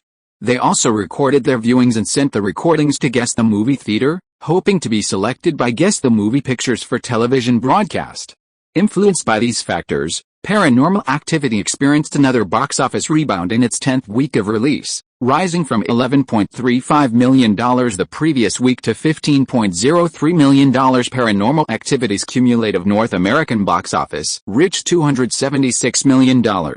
Media outlets predict that the film has a very high probability of surpassing the $300 million mark in North America, surpassing blockbusters like Home Alone, The Batman, and Terminator 2, becoming the highest-grossing film in North America in the past 5 years. These media predictions have driven many filmmakers crazy. They painstakingly invested tens of millions in their films, only to find that the earnings were less than those of a horror film with a budget of only $20,000. This is something no one can accept. Many filmmakers, in interviews, made no secret of their hostility towards it. Renowned Hollywood film critic Sean Thorpe, in the Los Angeles Times, called Link a disruptor of the Hollywood film market, a greedy devourer, and an ambitious manipulator who would stop at nothing to promote his films. Last month, he used the Murrieta murder case for publicity. This time, he's exploiting several accidental deaths, essentially profiting from tragedy. Dustin Hoffman, in an interview, stated that film promotion should be moderate and avoid being disliked, something some of his colleagues have failed to do. Tom Cruise praised Link as an excellent film businessman and expressed a desire to collaborate with him. Robert Downey Jr., appearing on Saturday Night Live, dismissively said that audiences tricked into seeing Paranormal Activity were idiots. Link couldn't refute these accusations. Although the film Murder Incident series of reports had little to do with him, the film's box office surged, making him a tangible beneficiary. Having profited, he couldn't avoid taking the blame. To clear up the misunderstanding, Link accepted the invitation to return to TNT and participate in the latest episode of Billy Talks Movies. Chapter 94 Television Interview. Link, welcome back to Billy's Movie Review. Did you know you're the first filmmaker to appear on the show twice in a single year? TNT studio host, Billy Crystal, chuckled. So I accidentally broke another record, Haha, yes. Since your debut, you've broken numerous film records, including the highest box office return on investment, the lowest budget to create the highest box office, the youngest director to reach $1 billion box office, the highest box office in the last 5 years, the highest grossing horror film, the highest pre-release screening box office, the most consecutive weeks at #1 at the box office, the most times a box office drop reversed, and so on. That's incredible. Clap, clap, clap. The audience applauded and cheered. Link waved his thanks. Link, after the release of Paranormal Activity, it broke numerous box office records, many of which were set by your previous film, Barrett. Some media outlets have praised you as an expert in this area, saying you understand the market and audiences very well, and are adept at making films that audiences like. Others believe you are a lucky director, and that the success of Barrett and Paranormal Activity was entirely due to luck. Regarding these two assessments, do you think that after the success of Barrett and Paranormal Activity, there was more technical skill involved, or more luck? Billy Crystal asked. It's probably luck. Oh, Billy Crystal was clearly taken aback. I thought your answer would be half luck and half technique. You asked which factor was more important for a movie's box office success. My answer is luck. Link gestured as he spoke. In Hollywood, there's a fact we have to acknowledge. During filming, technique is dominant. A director without technique can't make a good movie. But after a movie's release, luck plays a bigger role. Lucky movies become box office dark horses, like Paranormal Activity. Unlucky movies suffer setbacks after release, like Dances with Wolves. This movie was fantastic, and its November release date was excellent, but no one expected it to encounter two dark horses, Home Alone and The Addams Family. These two movies had low budgets, and their technical or artistic merit was far inferior to Dances with Wolves, yet they were met with great enthusiasm from audiences after their release, achieving astonishing box office results. Without these two movies, Dances with Wolves would very likely have become the year's box office champion. This also illustrates that luck plays an extremely important role after a movie's release. When Paranormal Activity was released, the summer movie season was coming to an end. With the blockbusters like Batman Returns nearing their conclusion, and no other films released at the same time achieving the blockbuster status of Home Alone or The Addams Family, Paranormal Activity unexpectedly became a hit. It's hard not to say that luck played a part, Link said confidently to the camera. That guy's really cunning, Sophia remarked from the sofa, watching television. Why do you say that? Mila Jovovich asked. When Billy Crystal asked him whether a film's success was due to technique or luck, regardless of his answer, he would have faced criticism from his peers afterward. But in his answer, he avoided the main point, telling everyone that all blockbuster films have an element of luck, including Paranormal Activity. That's equivalent to saying nothing at all, Sophia quipped. Shouldn't you deal with the media like this? My agent said that when answering reporters' questions, you can say correct nonsense, but you can't say the wrong truth. Saying the wrong thing is a big problem, I know, but Link is only 20 years old. He acts so cunning during interviews. He doesn't seem like a 20-year-old at all, Sophia scoffed. Mila Jovovich stared at her face for a moment and smiled. Sophia, you've been mentioning Link a lot lately and following his activities. Do you like him? Don't talk nonsense. I admire his talent, not him as a person. Sophia hugged Mila to stop her from speaking. On TV, Billy Crystal continued, Link, we know Paranormal Activity is your second film, and your second blockbuster. 2 films in a row are huge hits. If it's all about luck, isn't your luck a bit too good? It seems so. After Barrett was a huge success, many people said it was luck. They said I'm a lucky director, my first film is a big hit, but my next one is bound to be a failure. So before making Paranormal Activity, I was prepared to lose money. But after the film's release, the box office numbers climbed steadily, even surpassing Barrett. That's when I realized that Lady Luck seems to still be on my side, Link joked. Damn it, that bastard's bragging again. So what if he made a movie that grossed over 100 million? There are 7 or 8 movies that gross over 100 million every year. What's one? Robert Downey Jr., drunk on whiskey, cursed in front of the TV. Link's too arrogant. I really hope he suffers a huge loss in his next movie. Hopefully he goes bankrupt. Haha, that's right, Kiefer Sutherland, his face flushed from drinking, clinked glasses with Robert Downey Jr. Julia Roberts, seeing the two of them, shook her head and got up to leave Kiefer Sutherland's apartment. On television, Billy Crystal continued, Link, you said the success of Paranormal Activity was luck, but some people don't think so. Some people think the film's success was due to its technical skill. Really? I've seen too many articles criticizing me in the newspapers these days, but some people also admit that my filmmaking skills are quite good, Link asked with interest. Yes, Billy Crystal said, looking at the documents. Alan Kutch of The Hollywood Reporter wrote in the latest film issue that we all underestimated Link. The huge success of Paranormal Activity is a perfect combination of filmmaking and marketing techniques. Mr. Kutch said that you are a very bold, intelligent, and creative new director. In Paranormal Activity, you have your thoughts and explorations on new style films, containing many new elements, which is the reason for its success. Other directors cannot make this kind of film because they have been immersed in Hollywood for too long, have already accepted the fixed patterns of Hollywood films, and have long lost their creativity and the courage to innovate. Mr. Kutch believes that veteran directors should learn from you, learn to innovate, and dare to try new things, Billy Crystal said. That's a very insightful comment, Link smiled slightly. Don't rush, there's more. Mr. Aaron Kutch also commented on your film marketing techniques. In his article, he mentioned that Guessing Pictures invested tens of millions of dollars in publicity before and after the release of Paranormal Activity, which was a very bold move. Equally bold was your method of promoting the film, including arranging many paranormal news reports before the film's release to create the illusion that ghosts are real. Wait, Billy, this isn't an illusion, it's a fact, because you can't prove that ghosts don't exist, Link said. Okay, let's not discuss whether ghosts exist or not, let's talk about Aaron Kutch's evaluation first. Mr. Kutch said that after the film's release, Guessing Pictures continued to promote the film vigorously, using the Moretta case and several accidental deaths of moviegoers to market the film, keeping Paranormal Activity extremely popular throughout its release. He believes this was the key to Paranormal Activity's huge success. Without these marketing strategies, it would have been difficult for Paranormal Activity to break $100 million at the box office. Do you agree with this statement? Billy Crystal asked. When Billy Crystal asked this question, many viewers in front of their televisions perked up, eager to see how Link would answer. Because the question was fraught with pitfalls. In the past few days, many had criticized Link for using unethical marketing methods to promote the film, accusing him of profiting from tragedy.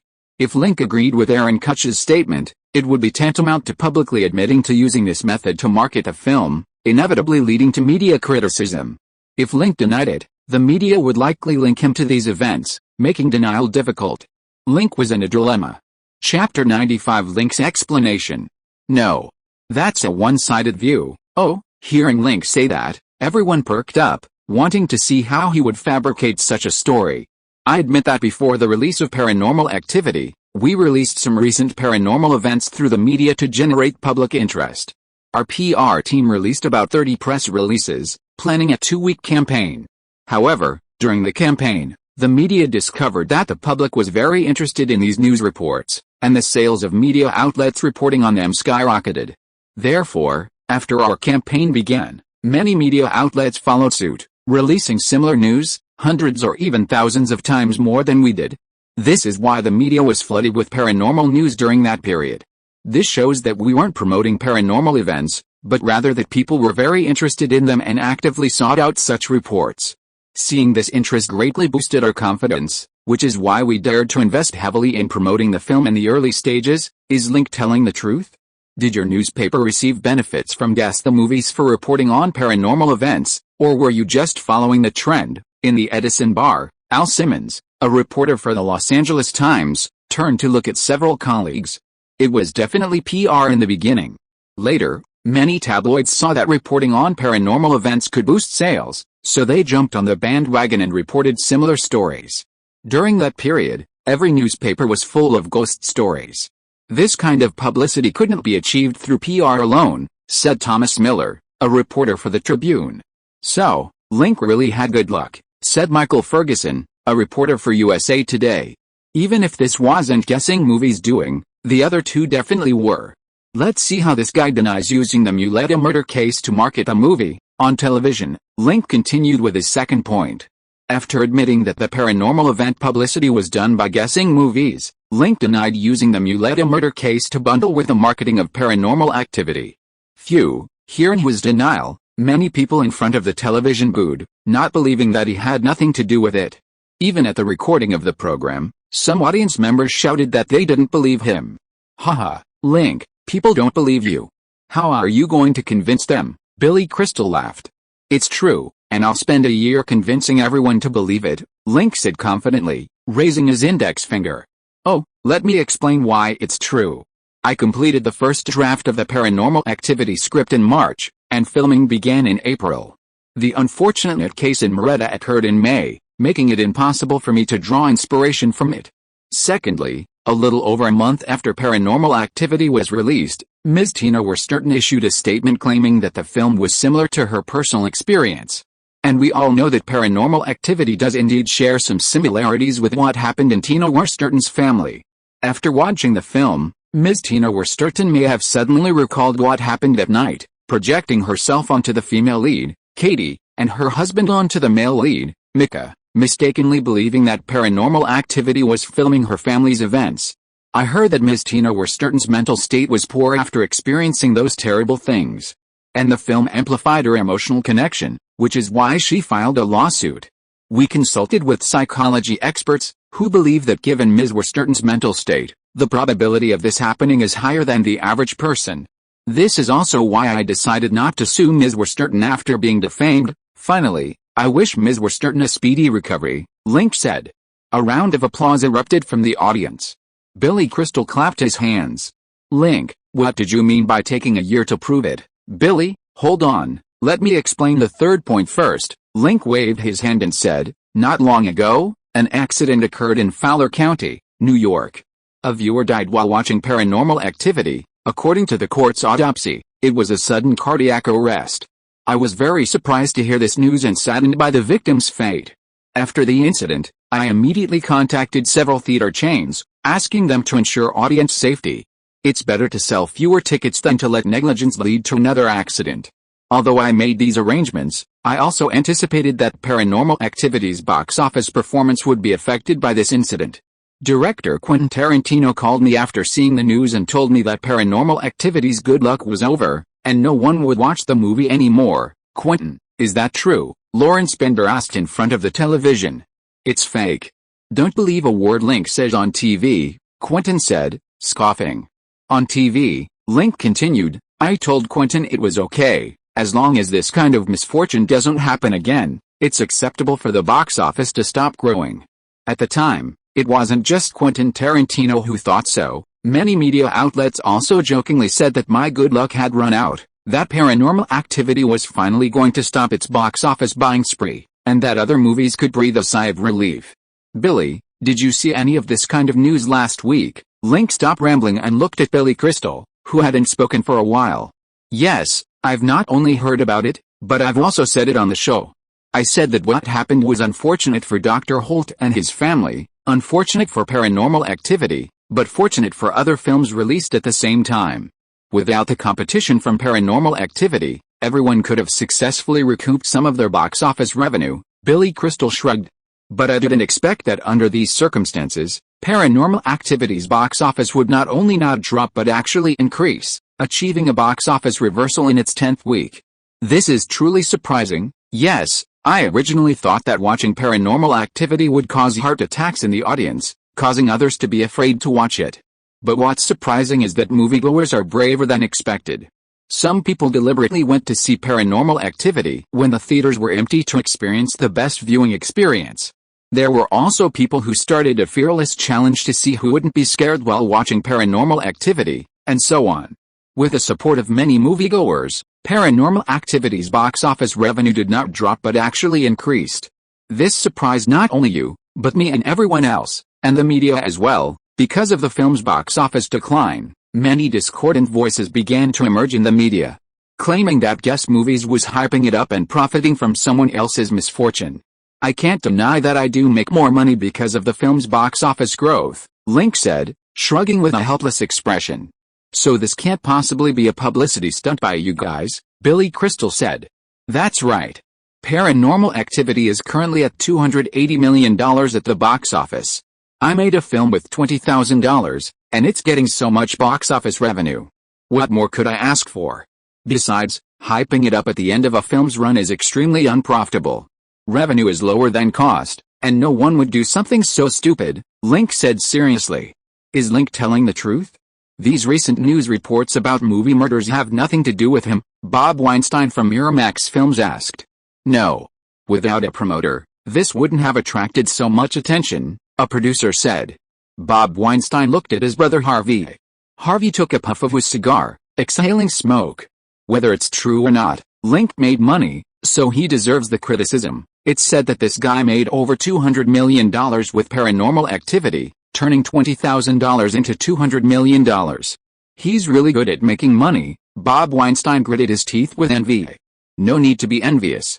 Hollywood is the domain of entertainment capital. It's not so easy for a Chinese guy to pocket $200 million. Soon someone will come after him to bleed him dry. If he doesn't want to, he can forget about establishing himself in Hollywood. Harvey stared at the handsome young man on the TV and sneered. If you are listening to this novel on a channel other than Fanfic World, it means it was downloaded and re-uploaded without effort. We warmly invite you to visit our channel, Fanfic World. There you will find the original version of this story and many other novels of various genres.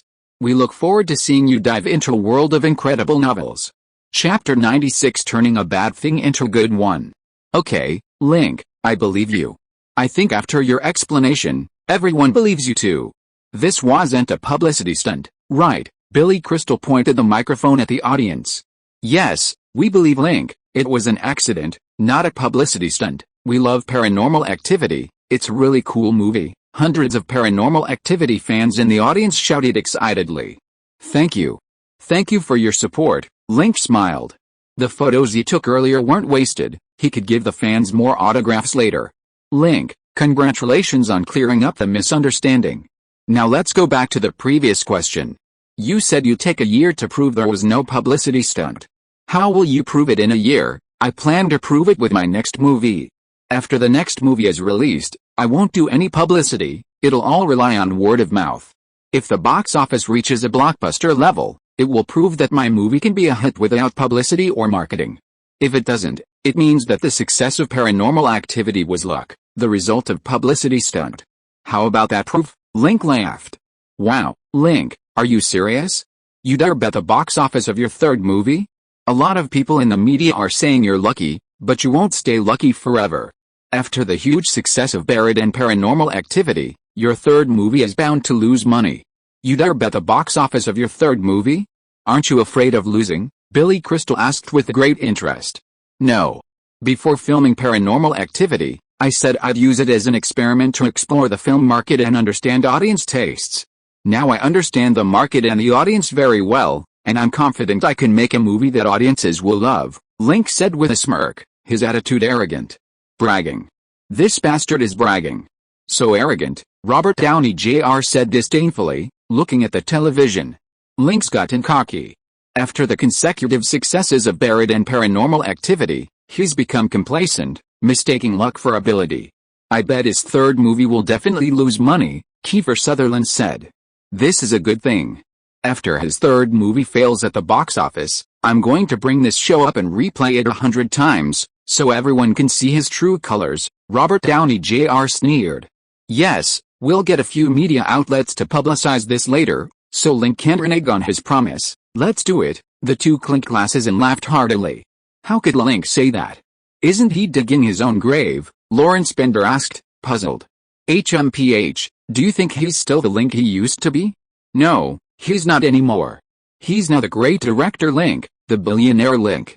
2 consecutive low-budget movies have been huge hits, which has given him confidence in making movies. He thinks he's invincible. It's normal for him to say things like that, Quentin grinned. If Link's third movie fails, will he cry his eyes out? Link is only 20 years old this year, and he's only been in the industry for a year. It's good for his development to suffer a setback early on. I'm looking forward to seeing how he reacts, Quentin chuckled.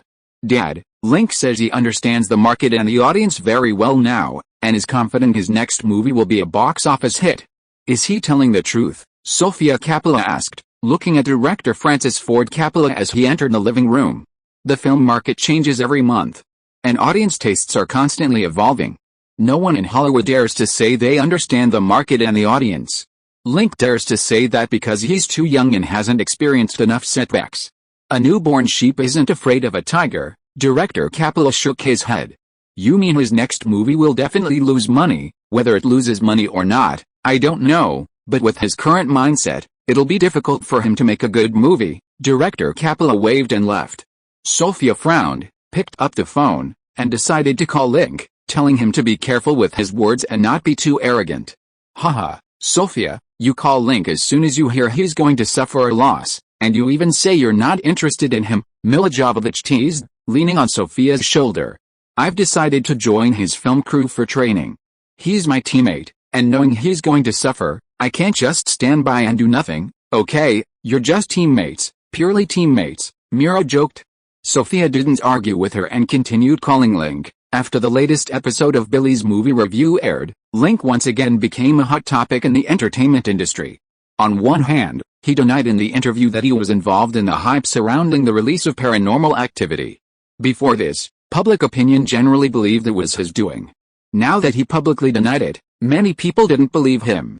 Another point that boosted his popularity was his claim in the interview that he had figured out the trends in the film market and fully understood audience preferences, expressing great confidence that his next film would be a box office hit. He acted unusually arrogantly. After the program aired, it caused great controversy in Hollywood. Many filmmakers stood up to criticize Link. Some critics claim that after the box office success of Buried and Paranormal Activity, Link became arrogant and complacent, believing he had mastered the film market and audience preferences. In reality, he understands nothing, and his next film is destined for failure. Renowned director Stephen Frears, in an interview with the Globe and Mail, stated, "Filmmaking is an extremely complex undertaking and a profound art.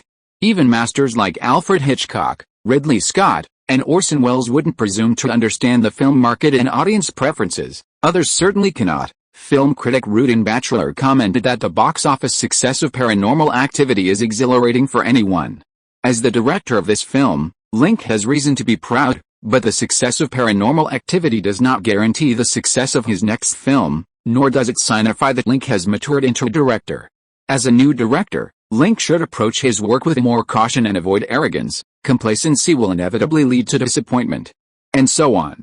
After seeing Link's interview, everyone thought he had become arrogant and complacent, and that he was bound to suffer a major setback. Everyone was waiting to see him make a fool of himself. Link, however, remained silent. He was busy preparing for his new film, The Blair Witch Project, shopping with Monica, and dating Jennifer Connelly.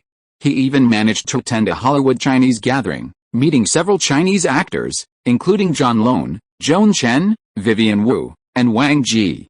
His days were busy and fulfilling, leaving him no time to pay attention to outside opinions. However, these news reports also had their benefits. In its 11th week of release, Paranormal Activity narrowly held on to the $10 million mark, reaching $10.18 million and ranking 5th at the box office. It was also the first film in 1992 to remain in the top 5 at the North American box office for 10 consecutive weeks. This $10.18 million brought Paranormal Activity's total North American box office to $286 million, making it the first film of the year to surpass $280 million at the North American box office. Breaking the $300 million mark seemed imminent. Chapter 97 Jealousy, Oh Jealousy. $300 million? Link, are you crazy? Quentin Tarantino glared at Link with envy at the Kerrville bar in Hollywood. No, not $300 million. By now, everyone who wanted to see Paranormal Activity has seen it. It'll probably only gross around $10 million at most. Paranormal Activity grossed around $298 million in North America, Link said modestly, holding his beer. Is there a difference between $298 million and $300 million? Your lousy movie only cost $20,000 and it grossed $300 million. That's absolutely the worst thing that ever happened to you, Quentin grumbled. Quentin, Link is our friend. Paranormal Activity is a huge success. We should congratulate him. How can you say it's terrible? Bald Steven Soderbergh advised. His movie's success isn't good news for me. A few months ago, in this bar, I bet him on who'd have the highest box office for their second movie.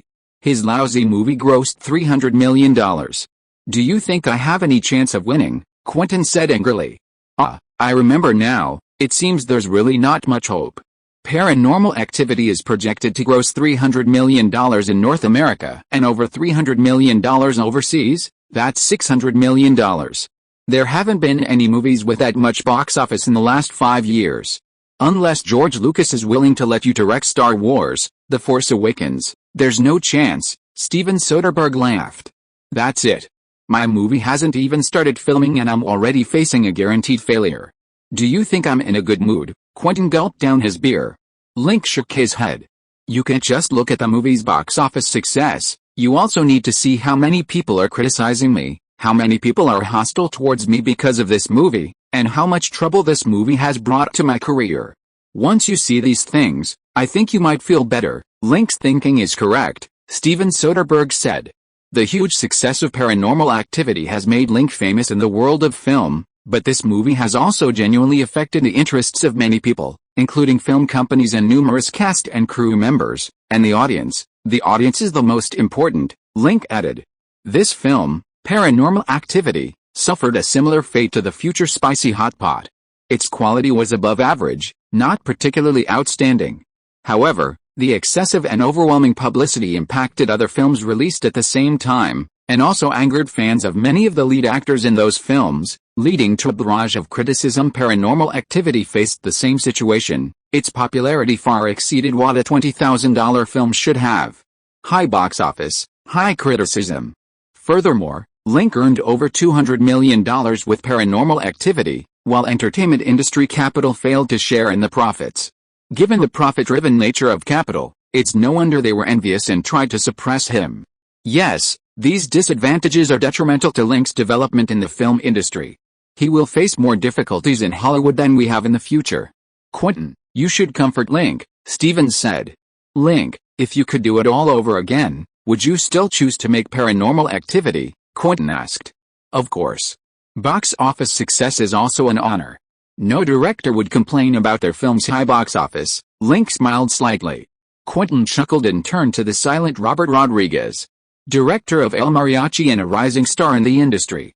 Robert, what do you think of Link's Paranormal Activity? Without a doubt, it's a masterpiece. Robert Rodriguez, in his early 20s, had curly black hair, a short stubble, thick eyebrows, and large eyes, features distinctly Mexican. However, being born in the United States, his American English was quite standard. A masterpiece? Aren't you giving Link too much credit? Besides, we're friends, so there's no need to be so formal. To put it bluntly, Link won't be angry, Quentin said. I'm stating the facts. For us independent filmmakers, box office success is the first and foremost factor in establishing ourselves in Hollywood, followed by critical acclaim. The 7 major Hollywood studios only work with directors who have box office potential, not just those who win awards. Link made Paranormal Activity with only $20,000, and it grossed over $500 million worldwide, a staggering 25,000 times return on investment. No one has ever achieved that before, and no one ever will. Calling it a masterpiece is no exaggeration, Robert Rodriguez shrugged. Quentin, are you unconvinced? Why don't you try making a movie with $20,000? Steven joked. Quentin scoffed. $20,000 wouldn't even cover a day's expenses for a film crew. I'm meticulous about details when making movies, focusing on quality and artistry. This means my budget can't be too low. A low budget won't result in a good movie. Quentin's eyes lit up with a brilliant idea. Link, I lost this time. How about we bet again, on our third film? Let's see whose film wins more awards, and the loser buys drinks for everyone. No need. I'm preparing for my third film, while your second is still a long way off. This kind of bet is meaningless. By the way, when are you shooting your second film? What's the budget? Do you need any more investment? Guess what? Guess what's the production company would be a great partner? Link asked. After becoming famous, not only did he found Guess What's the production company, but Quentin also founded a film company called A Band Apart, which can be translated as Outlaws Films, taken from the title of a film by French director Jean-Luc Godard. A Band Apart was also one of the production companies for Quentin's second film. Initial budget, $10 million. Do you want to invest? I can give you 40%, but on one condition, you can't interfere with my filming. I also said that to Harvey Weinstein, Quentin said. Are you sure you don't want me involved in the filming? I have a keen eye and a high level of appreciation. With my guidance, your film will become more refined and more appealing to audiences. No need. I'm the director, the film is my son. I only hope he looks like me when he's born, not anyone else, Quentin said decisively. As you wish, Link laughed, raising his glass. He understood why Quentin had so readily accepted his investment. First, the film's investment was indeed quite high, carrying a certain risk, requiring another partner to share that risk. Second, with the introduction of Guess the Movie's pictures, the film's production companies became three, allowing him to seize control of the crew and editing rights without being interfered with by Harvey, known as Big Scissors. For a director, nothing is more important than controlling the crew and obtaining final cut rights. Chapter 98 Nicole Kidman. Link and Quentin Tarantino are drinking over there. Should we go say hello? In the Beverly Quell bar, Nicole Kidman glanced at the group chatting over there with her blue eyes, then turned to ask her husband, Tom Cruise, for his opinion. They saw we were here too, why don't they come over and say hello? Tom Cruise said, flipping through his newspaper without looking up. Okay, they were certainly rude. Nicole Kidman swirled her cocktail glass, glanced at her husband's cold expression, and said with a mischievous grin, but Link is pretty amazing, isn't he? He wrote, directed, and distributed his own film, making a $20,000 production that grossed $600 million worldwide. Calling it a miracle isn't an exaggeration, and he's only 20, worth hundreds of millions, and so handsome. Enough. Tom Cruise slammed his hand on the newspaper. He's just lucky for now. He can't be lucky forever. People like him are no different from lottery winners. There's nothing to praise about him, is that so? Don't think I'm jealous of him. I'm just stating the facts. Look at his two films. What level are they? The directors I know say that 99% of Hollywood directors could make films like Buried and Paranormal Activity. Link just got lucky, making those two films in a favorable market. It has nothing to do with his personal ability, Tom Cruise said. Link is at least a very talented screenwriter. I heard his scripts are fantastic, and many film companies are vying for them. Nicole Kidman rested her chin on her hand, a mysterious smile playing on her red lips. You admire him? Then you can go have a drink with him. I'm not forcing you to stay here, how could I? Compared to you, darling, no man in the world is better. With you here, I won't even glance at any other man. Nicole Kidman pulled Tom Cruise along, smiling broadly. Hi, Tom, Nicole, sorry we're late. Superstar Richard Gere walked over with his supermodel wife, Cindy Crawford. Tom Cruise and Nicole Kidman stood up to greet them. Link, what are you looking at? Tom Cruise and Richard Gere are also having drinks here. Link looked away and said, should we go say hello? Nicole Kidman and Cindy Crawford are here too. They're both really beautiful. Quentin Tarantino smacked his lips a few times, his expression turning lewd. Link probably won't go out of his way to greet Tom Cruise, Steven Soderbergh said. Why, you forgot, Tom Cruise publicly criticized Paranormal Activity a while ago, saying it was overhyped and wasted public resources, causing other films to see a significant drop in exposure. After Cruise spoke out, his fans publicly burned Paranormal Activity posters and strongly demanded that theaters increase the screening rate of A Few Good Men. This is clearly targeting Link, Stevens said. Quentin laughed heartily. Link, I remember it wasn't just Tom Cruise who criticized you and Paranormal Activity. Robert Downey Jr., Kiefer Sutherland, Dustin Hoffman, Rob Reiner, and others also criticized your film. It seems you were right. Although your film made money, it also offended a lot of people, including big stars. That's not funny. No, it's hilarious. Hollywood has been suffocating under the pressure of Paranormal Activity's box office numbers lately, and so has our directorial circle. Seeing you get the short end of the stick makes me suddenly happy. Ha ha ha. Quentin opened his mouth wide, laughing like a silly goose. Link shook his head, raised his hand, and beckoned towards the aisle. A girl wearing a women's blouse and a black polka dot skirt walked over. The girl was in her early 20s, with a D-cup bust, an A4 waist, and long, flowing golden brown hair as smooth as silk. Her features were delicate, and her pert nose resembled that of an elf from a fairy tale. Her most captivating feature was her pair of large, bright, and mesmerizing blue-gray eyes.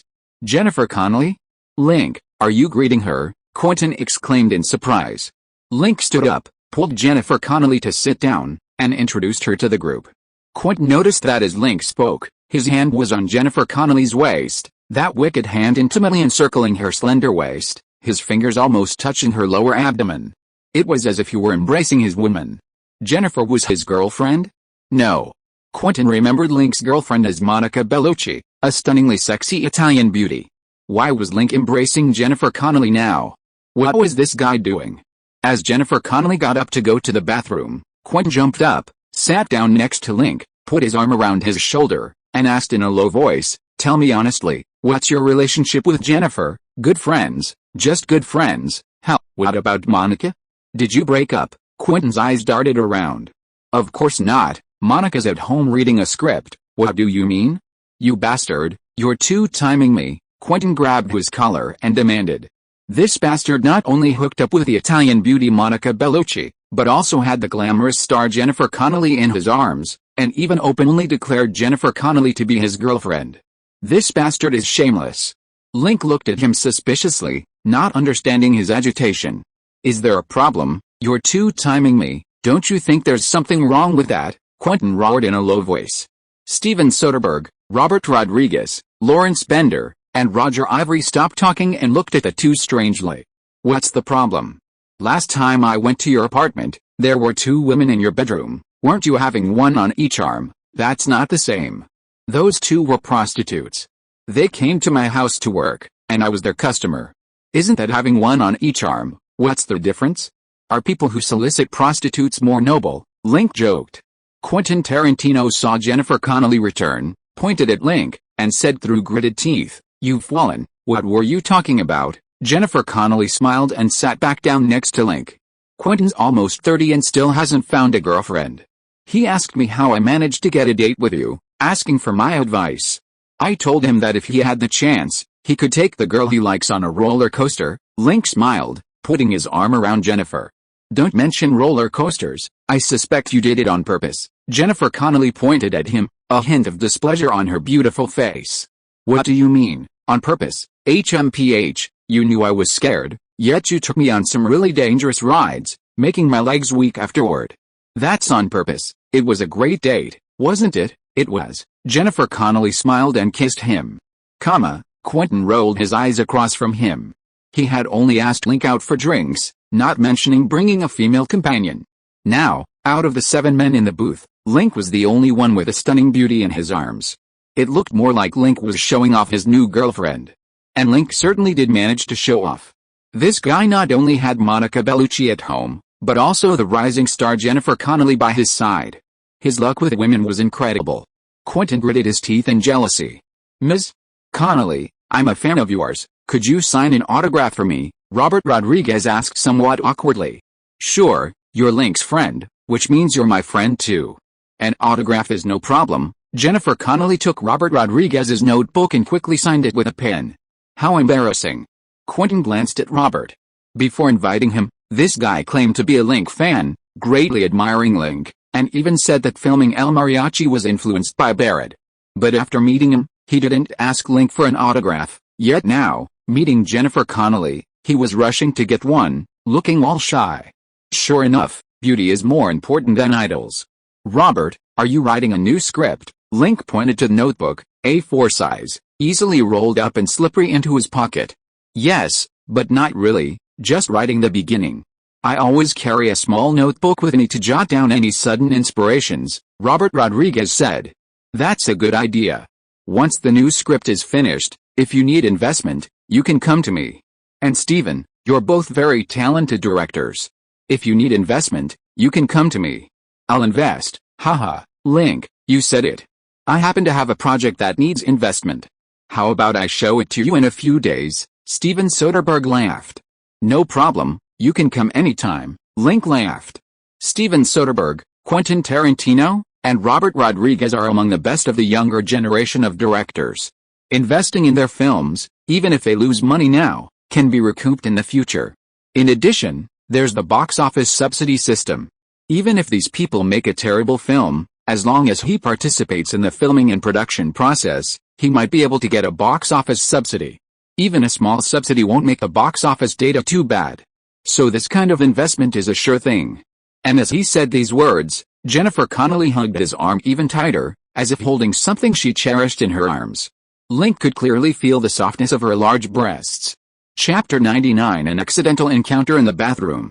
After a few drinks, Link went to the restroom and ran into Nicole Kidman when he came out. She was wearing a dark red halter-neck dress, her exposed skin glowing white. He greeted her. Nicole Kidman smiled back, praising Paranormal Activity as excellent, saying she screamed while watching it, and mentioning the possibility of collaborating sometime. As they chatted, Nicole Kidman swayed, seemingly about to fall. Link instinctively reached out to support her waist. "Thank you," Nicole Kidman said, leaning on his shoulder, the scent of perfume and alcohol wafting from her. "Nicole, what are you doing here?" Tom Cruise suddenly strode over. "I almost fell, but Link caught me." "He's such a gentle gentleman." Nicole Kidman smiled slightly and casually stepped aside. "Mr. Cruise, Mrs. Cruise, there's water on the floor, be careful when you pass by," Link said. HMPH, Tom Cruise walked expressionlessly to Nicole Kidman's side. He wrapped his right arm around her waist, holding her tightly, his fingers almost digging into her soft skin. Nicole Kidman frowned slightly, revealing a pitiful air. "Director Link, thank you for helping Nicole." "You're welcome, it was nothing." Link raised his hand, turned and left, the sound of Tom Cruise and Nicole Kidman arguing in hushed tones drifting behind him. What an interesting couple. Back at his seat, two new companions arrived. Tim Robbins and his live-in girlfriend, Susan Sarandon. Both were in their 40s, well-known Hollywood actors.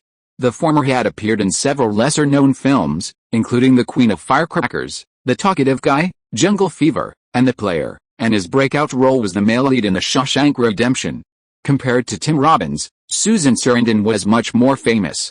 Her representative works include Thelma and Louise, June Flower, Pretty Woman, and Atlantic City. She has received 2 Academy Award nominations for Best Actress. Link and Tim Robbins are quite familiar with each other. Sam Haskell once brought Tim Robbins to visit Goosewatch Films. Susan Sarandon is a very cheerful and straightforward older sister. Aside from having a bit of a bossy demeanor, she seems quite nice in other aspects. Link, a lot of people say your filmmaking skills are terrible, PFFT. Before Susan Sarandon could finish speaking, Tim Robbins spat out a mouthful of beer. Cough cough. "Susan, why are you saying this? That's just nonsense from people who are jealous of Link. It's not true. You don't need to bring it up here." Tim Robbins wiped his mouth, his other hand secretly tugging at Susan Sarandon's jeans pocket from behind. "Don't touch my butt. I haven't finished speaking. How do you know I can't ask this question?" Susan Sarandon slapped Tim Robbins' hand and continued to ask Link. "Link, many people say that your filmmaking skills are not good, and that your 2 movies were just average. They say that you only got so much box office revenue because of hype. What do you think of this statement?" Tim Robbins covered his forehead, looking embarrassed. Link chuckled nonchalantly. "I accept criticism, but I don't agree with their assessment. When filming the first Buried, funds were limited, and all the cameras and equipment were rented. The resulting film was unpolished and rather rough in many ways. Paranormal Activity, being a found footage, sacrificed cinematic refinement in pursuit of realism and suspense. I wasn't strict about the camera work, dialogue, acting, or set design. Artistically speaking, it certainly has its shortcomings. But from a viewing experience perspective, Paranormal Activity is no less than any thriller." "So confident?" Compared to classic thrillers like The Shining, Alien, Blade Runner, and Cape Fear, Paranormal Activity is in no way inferior. Susan Sarandon, legs crossed, a cigarette between her fingers, a slight smile on her face. Tim Robbins tugged at her clothes, signaling her to stop asking questions. He wondered if Link was embarrassed by such questions. He was practically dying of embarrassment. "Yes, absolutely. The Shining is essentially a family drama, Alien and Blade Runner are science fiction, and Cape Fear is a drama. None of them are pure thrillers. Only Paranormal Activity is. In this film, we've taken suspense to the extreme. All the plot and scenes serve the theme of suspense, which is why Paranormal Activity feels so terrifying." Link said clap clap clap. "Link, you're absolutely right," Tim Robbins interjected. "As long as a director can master one concept, their films won't be too bad. Some directors, in pursuit of artistry, deliberately insert action sequences into dramas, erotic content into action films, and comedic elements into sci-fi films, creating a hodgepodge of styles." "I completely agree with your point," Susan Sarandon glared at him. "I didn't say I disagreed. I talked to Link about these things to see what kind of person he is. Now it seems he's not as arrogant as the media portrays him. On the contrary, he's humble, confident, mature, and very charming. Tip: you should learn from Link how to be a mature man. No need. I think a large part of why you love me is because I'm not mature enough, Tim Robbins said, pulling Susan aside with a grin. Yes, you're my son, Mom, Tim Robbins called out decisively. Link and Jennifer Connelly laughed in surprise. The two had been living together for over 5 years without getting married, probably enjoying this relationship where they could call each other son and mother at any time. Harmonious yet twisted. Hey, Link, Tim, Susan, what brings you guys drinking together? The bald Bruce Willis and his wife Demi Moore approached to greet them. I'm a late bloomer. Link is an early bloomer. We get along really well, Tim Robbins joked. With the Willis couple joining them, the atmosphere in the booth became even more lively. The dozen or so people laughing and talking together often drew stares from those around them. Recently, a lot of filmmakers have publicly criticized Link in the news. I thought he was universally hated in Hollywood. Now it seems that's not the case. Cindy Crawford, a supermodel with a beauty mark on her lip, glanced back at Link from a nearby seat, resting her chin on her hand. Tim Robbins and Link are both clients of WMA. They probably know each other from before, her husband Richard Gere said with a smile. That's true. Bruce Willis knows Quentin Tarantino, but he probably doesn't know Link well, Tom Cruise said across from her. Link, Quentin, and the others are rising stars in the directing world, with immense potential. Getting to know them is beneficial, Nicole Kidman glanced back. Compared to Quentin and Steven Soderbergh, Link and Robert are far inferior. The four of them aren't on the same level, Tom Cruise said. Indeed, Quentin's Reservoir Dogs and Soderbergh's Sex, Lies, and Videotape are clearly of a higher artistic standard, Richard Gere chimed in. Nicole Kidman wanted to say something more. Tom Cruise pulled her hand under the table, giving it a slight squeeze, signaling her to stop. Chapter 100 Embracing Both. After the party, Link saw Quentin and the others off in the parking lot, then drove Jennifer Connelly to her apartment for the night.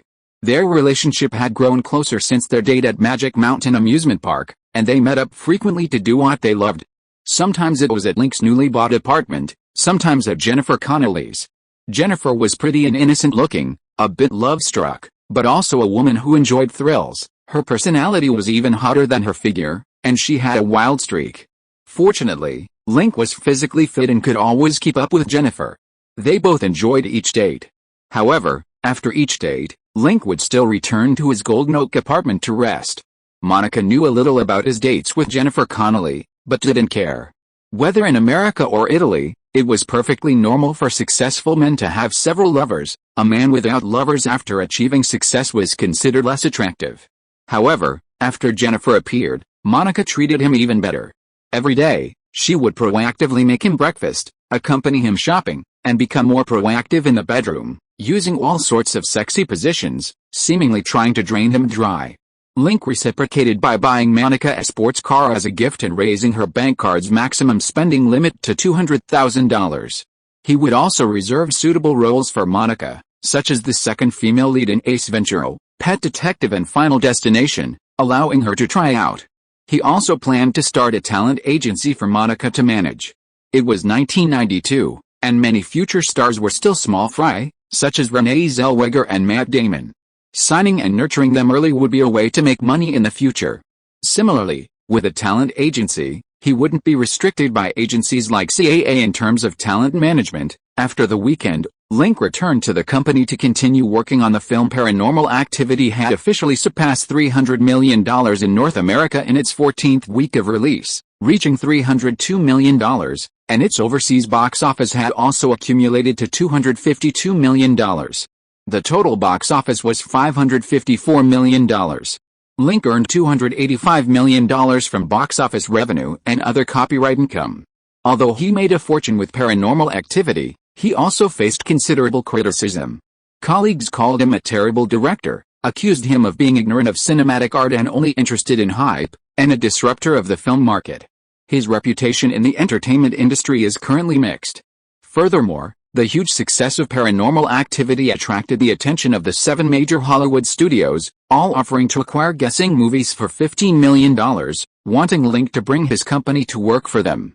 Link refused, With a box office subsidy system in place, he preferred to shut down his company rather than work for someone else. The 7 studios reiterated their cooperation plan, implying that cooperation would be mutually beneficial, but if he didn't cooperate, they would treat him as a rival, bankrupting guessing movies and making it impossible for him to establish himself in Hollywood. Link did not ignore the warnings from the 7 studios. The 7 studios are backed by large media conglomerates, which in turn are backed by Jewish financial groups and Wall Street capital. They control movie theater chains, talent agencies, news media, and even the White House. If they were to truly join forces against Guess the Movies, he wouldn't be able to withstand it with his current resources. After considering his options, Link proactively contacted the 7 major studios, proposing a collaboration plan. Currently, there are 3 potential partners, Columbia Pictures and TriStar Pictures. He had already finalized a collaboration with Columbia Pictures during negotiations for the overseas rights to Paranormal Activity, and if the collaboration goes smoothly, they will continue. The remaining 2 are New Line Cinema and Miramax Pictures. Warner Bros. Is currently planning to acquire New Line Cinema, which, once successful, will become a subsidiary of Warner Bros., primarily responsible for producing independent films. Partnering with New Line Cinema is equivalent to partnering with Warner Bros. Miramax Pictures has performed well in the independent film field in recent years, releasing several blockbuster films, including Sex, Lies, and Videotape, My Left Foot, Cinema Paradiso, Family Trip, and Project Condor, and receiving multiple Oscar nominations and awards. Miramax Pictures' performance has also attracted the attention of the 7 major studios. Recently, Walt Disney made an acquisition offer of $80 million for Miramax, along with a $700 million production plan, granting the Weinstein brothers a high degree of autonomy. After the acquisition, Miramax Films will become a subsidiary of Disney. Partnering with Miramax is essentially partnering with Disney. Temporarily cooperating with 3 studios can alleviate conflicts with the big 7 studios and reduce their pressure on Guess the Movie. While cooperating with these 3 companies, Link can also take the opportunity to earn more money and become a shareholder. With more capital, Guess the Movie can improve its film promotion and distribution channels, enhance its marketing capabilities, and gradually break free from the control of the Big 7 studios. After finalizing cooperation with several companies, Guess the Movie has 3 more partners for its future film projects. Among them, Ace Ventura, Pet Detective is a collaboration with Columbia Pictures, with a budget of $12 million. Link serves as an investor, executive producer, and art director. The director is Tom Shadyac, recommended by Jim Carrey. Jim Carrey is tentatively cast as the male lead, with Monica Bellucci playing the villainous second female lead. Other actors are currently unavailable. Pulp Fiction is a collaboration with the Miramax Films and Outlaws. Quentin Tarantino will direct, and the estimated budget is $10 million. Guess Pictures is only investing in this film, not producing it. 7 is a collaboration with New Line Cinema and is expected to begin filming in the second half of next year. The director is yet to be determined. Robert Shea hopes Link will direct the film, but Link has not yet responded. Collaborating with these 3 companies also has advantages. He can apply to invest in any film projects he likes from these companies in the future, and if rejected, he can collaborate with other companies. It's a win-win situation.